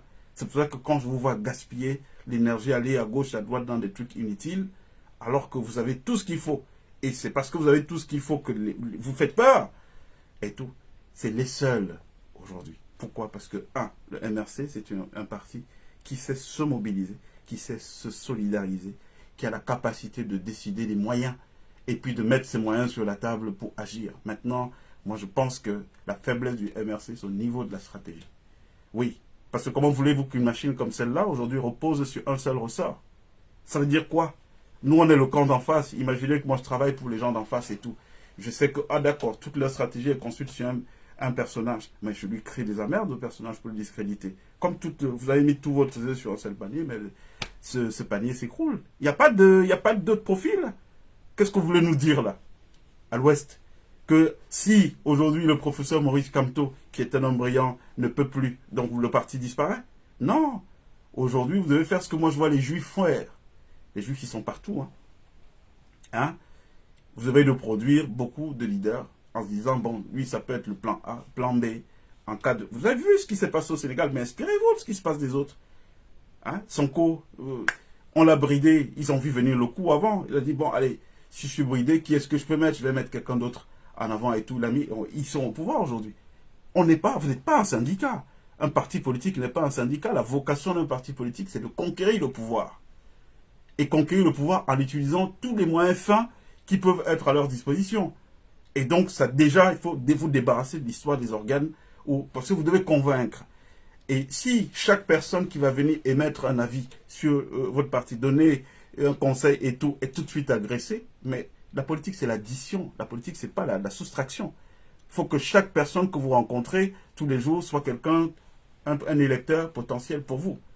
Mais si ça doit être une affaire que non, non, vous n'avez pas besoin de faire ça. Est-ce que vous entendez les Juifs dire non, c'est l'union veut être entre nous? Non, mais ils le font, mais de manière souterraine. Donc pour moi, c'est une formidable machine de guerre, mais qui est sous-exploitée. Pour moi, elle est sous-exploitée. Je ne suis pas, sans vouloir, c'est pas mon projet et tout, mais vous me donnez une telle machine de guerre. Moi, je parle du système, Moi, je ne parle pas des hommes. Vous donnez un tel truc, non, je prends n'importe quel pays. N'importe quel pays. Donc il faut revoir ce truc-là. Et puis je pense qu'il y a beaucoup de choses qui peuvent être faites. Mais il faut être inclusif. Il ne faut pas être exclusif. Le Cameroun d'aujourd'hui, c'est un pays qui ne pourra pas se construire avec certains contre les autres. Pour construire le Cameroun de demain, il va falloir qu'on soit tous ensemble. Voilà. Donc il faut éviter les dynamiques qui sont vues comme étant des dynamiques qui rassemblent que quelques-uns contre les autres. Non, ça ne marche pas. Il ne faut pas le quelques-uns contre les autres. Mais regardez ce qui se passe. Le RDPC, il domine pourquoi? Ils ont mis Niat, ils ont mis Cavaille, ils ont mis Biya, et on a le fameux triangle équilatéral du professeur Charles. C'était Lep, le professeur Lep. Bon. Il faut réfléchir comme ça. Il faut réfléchir. Moi, j'ai rencontré Mamadou Mota, c'est quelqu'un que j'aime beaucoup, le numéro 2 du MRC.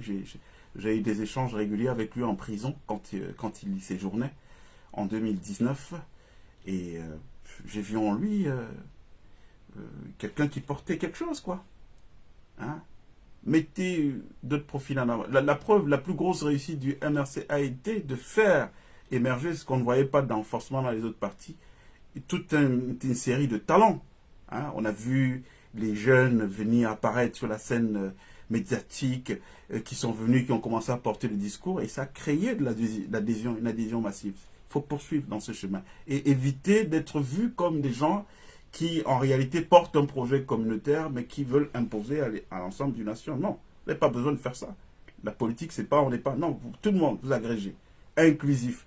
Et donc, éviter de faire des recoupements. Moi, parfois, ici, je parle, moi, je dis des choses qui peuvent même être profitables. C'est des conseils gratuits. Vous savez, moi, mon métier, c'est consultant. Donc, je suis payé pour donner des conseils. Donc, quand je donne un conseil qui est gratuit et que derrière, je me fais insulter, juste parce que j'ai quelqu'un qui n'a pas compris où est-ce que je veux aller, alors qu'il aurait pu m'interpeller, même en off, pour me dire, bon, il y a telle chose, vous avez dit, qu'est-ce que vous entendez par là, qu'est-ce que vous vouliez, et puis on s'estime, bon. Vous voyez, bon, moi j'ai de la bouteille, hein. Moi je ne suis plus au niveau des organes, donc vous pouvez m'insulter jusqu'à demain, ça ne va pas me faire changer d'avis, mais il y a des choses à faire en fait. Alors quelqu'un dit, comme Raymond, avec un peu de courage et de détermination, Cabral peut faire la différence. Pourquoi faites-vous une fixation sur la personne? Non, moi je ne fais pas de fixation. Je vous disais justement que moi je m'intéresse beaucoup plus au système, pas aux hommes. Parce que c'est la puissance des systèmes qui peut garantir la pérennité. Les hommes sont fragiles. Ils ont leur lot de contingences. Quelqu'un peut être bon aujourd'hui, demain il est fragilisé par d'autres problèmes. Et donc si tout le système se construit autour de la personne, eh bien ça s'écroule. Donc moi je ne crois pas du tout aux constructions comme celle-là. Je pense que construire le système est plus fort que l'homme. Vous devez être capable à tout moment de nous sortir du chapeau un bonhomme et le mettre là, comme ça s'est passé au Sénégal, et les gens votent. C'est le système, la puissance du système qui a fait qu'aujourd'hui, on a un président, quelqu'un qui, il était à des années-lumière lui-même d'imaginer qu'il peut être président un jour. C'est parce que le système était plus puissant. Ne construisez pas autour d'une personne, construisez autour d'un système. Et puis la personne est ce qu'on appelle une variable d'ajustement. Donc ça peut être lui, comme vous pouvez sortir n'importe quelle personne sous le chapeau, et puis la mayonnaise prend toujours en fait. C'est ce que j'essaie de dire. Alors, que pensez-vous du politicien Cabral?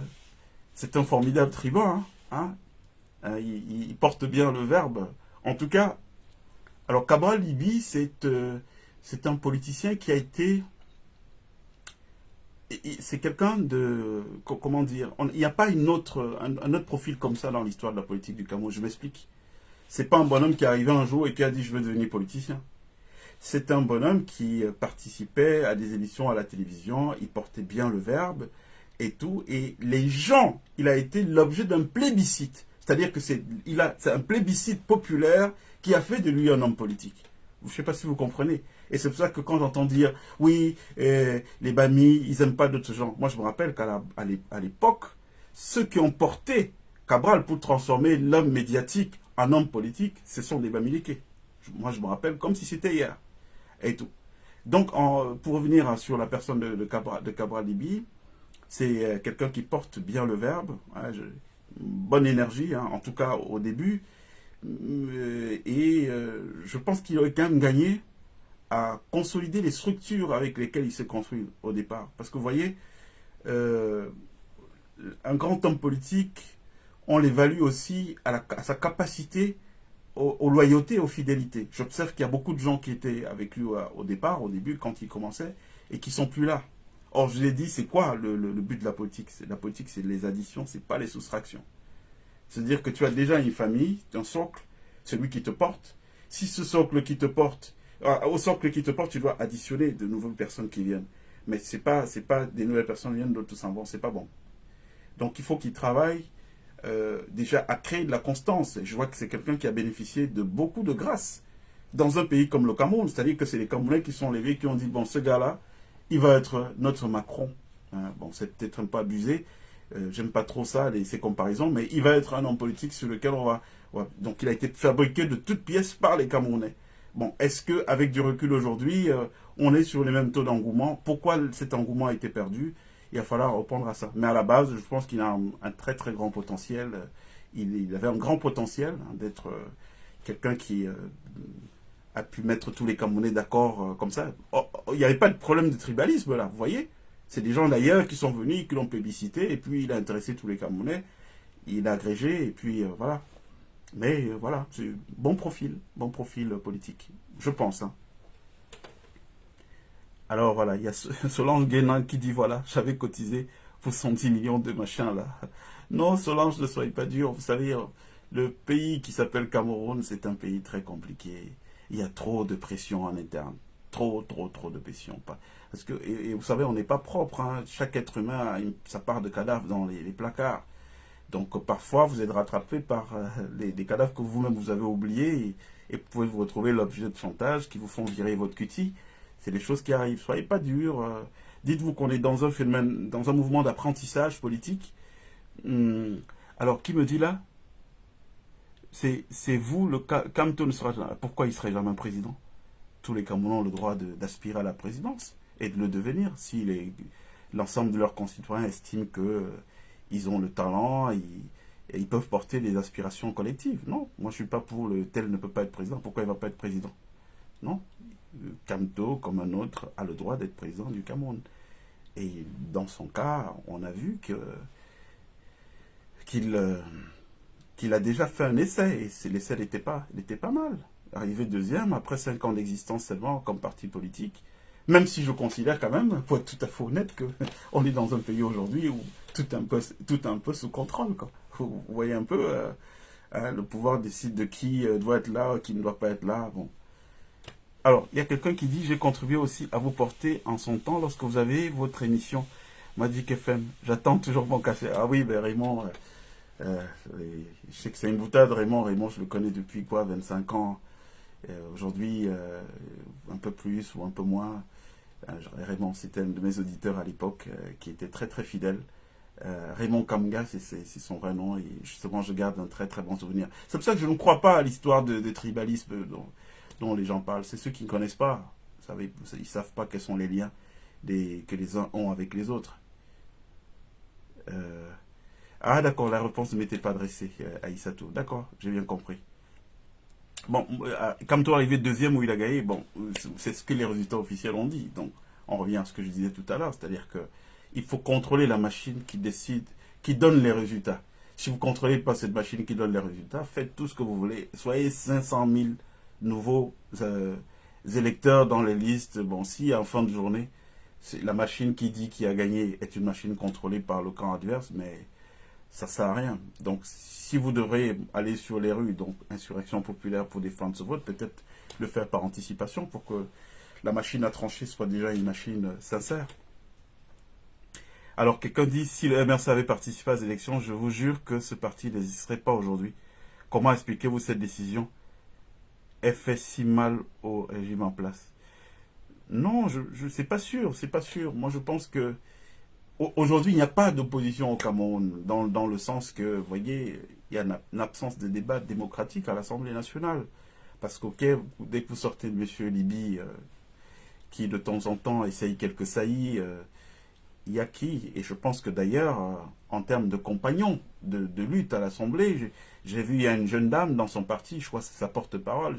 Je n'ai pas compris que des fortes têtes comme celle-là ne soient pas parmi les gens qui étaient investis par son parti pour devenir député, parce que notre Assemblée nationale a besoin d'être animée, quoi.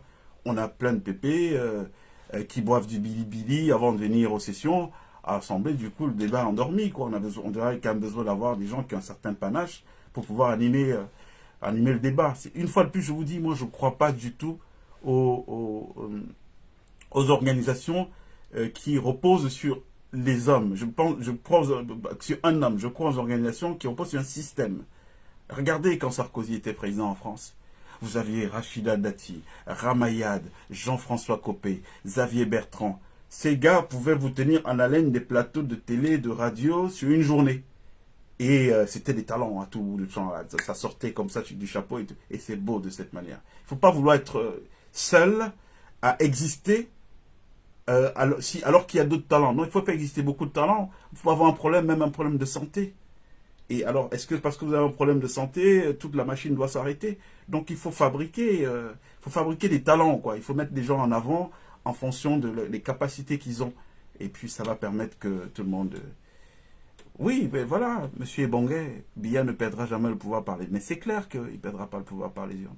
Sauf si ce sont des élections qui ont respecté toutes les conditionnalités auparavant. Hein? Ouais, c'est vrai, Diana. C'est une utopie de croire qu'on peut gagner. Non. Moi, je pense que c'est compliqué. Ça va être très, très compliqué. Moi, ce que je suis en train de voir, c'est que, bon, il recule, hein, j'en profite pour vous donner des nouvelles, les dernières nouvelles. Bon, aujourd'hui, on a tapé un peu trop fort en plein cœur d'un truc. Ils s'attendaient pas à ce que aujourd'hui tout le monde soit au courant de ce qui est en préparation. Donc, ils peuvent être tentés de nous refaire le coup du vieux candidat en 2025 pour continuer à faire la gouvernance en backup.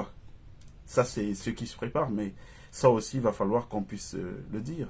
Le vieux doit pouvoir nous montrer qu'il a toutes les capacités de pouvoir gérer un pays. Moi, je n'y crois pas. Hein. Et, papa, tu as fait ce que tu pouvais faire. 50 ans de vie publique, c'est trop. Il faut que tu te reposes. Hein. C'est normal de se reposer. Donc, ça aussi, ce sera même un problème. Nous présenter le président Biya en 2025 comme candidat. Moi, personnellement, je serais opposé à ça. Ouais, parce que je pense que... Bon, qu'est-ce qu'il va faire les 7 prochaines années qu'il n'a pas pu faire en 42 ans? Dites-moi. C'est quoi qu'il va faire? Au moment où il n'a plus de vigueur. C'est-à-dire qu'il est arrivé au pouvoir en 1982, il était plein de vigueur, de panache et tout. Il était la personne qui exécutait les projets d'Aïdjo. Bon, pourquoi il n'a pas poursuivi les choses? Et c'est maintenant en 2025 qu'il va faire quoi? Donc là, on est dans le pouvoir pour le pouvoir, les gens qui veulent être là. Ça nous apporte rien, ça. Vous dites que vous êtes un consultant, mais je ne comprends pas comment vous pouvez comparer une dictature à une démocratie. J'ai comparé quelle dictature à une démocratie? Pierre, précisez, s'il vous plaît, que je comprenne très bien. Parce que je n'ai pas compris votre question. Alors, le leader du MRC est le politicien le plus engagé du Cameroun actuellement. J'attends les autres. Qu'est-ce qu'il dit? Alors, j'attends des autres le même engagement, ou alors plus. Bon, et c'est Eric Galligal. C'est votre point de vue, hein, il est respecté. Je respecte. Alors, bon, on va devoir se quitter. Je ne sais pas combien de temps on a mis là, hein, mais j'ai quand même l'impression qu'on a mis un peu de temps, un paquet de temps. J'ai beaucoup aimé avoir cette conversation avec vous. Encore une fois de plus, on n'est pas donneur de leçons, on essaie juste de partager l'expérience qui est la nôtre avec nos frères, parce que je pense que il faut qu'on apprenne à se parler de manière sincère entre frères et sans forcément s'insulter, parce que bon voilà, ça n'apporte rien de s'insulter. Comment dire ça, on a une collectivité de destin aujourd'hui, et je vous ai dit, oubliez cette histoire de tribus, machin, vous ne savez pas ce qui se passe. C'est quand vous allez dans le sud profond et que vous trouvez au fin fond d'un village comme Van Bisson ou Mezese, vous trouvez qu'un champ de cacao est tenu par un père qui est parti de Bafou il y a, je sais pas moi, 40 ans, il a toujours été là-bas. Vous arrivez, vous commencez à lui parler en boulou, en mal de Bamileke, et puis il vous répond en boulot posément, sans que vous sachiez à qui vous parlez. Ça n'a pas de place au Cameroun, ce truc-là. Ça, c'est des choses pour les gens qui ne comprennent rien de l'histoire de notre pays. Hein. Il n'y a jamais eu... Nos ancêtres n'étaient pas dans ça, alors c'est pas à nous. Si on veut s'inspirer d'eux, c'est pas à nous d'amener ça dans le débat politique au Cameroun. Donc, merci beaucoup, mes frères et sœurs camerounais. On va se quitter en se disant notre rituel, hein, notre phase ritualiste. Il va faire beau au Cameroun. Hoha. Et c'est bientôt, très bientôt. À très vite.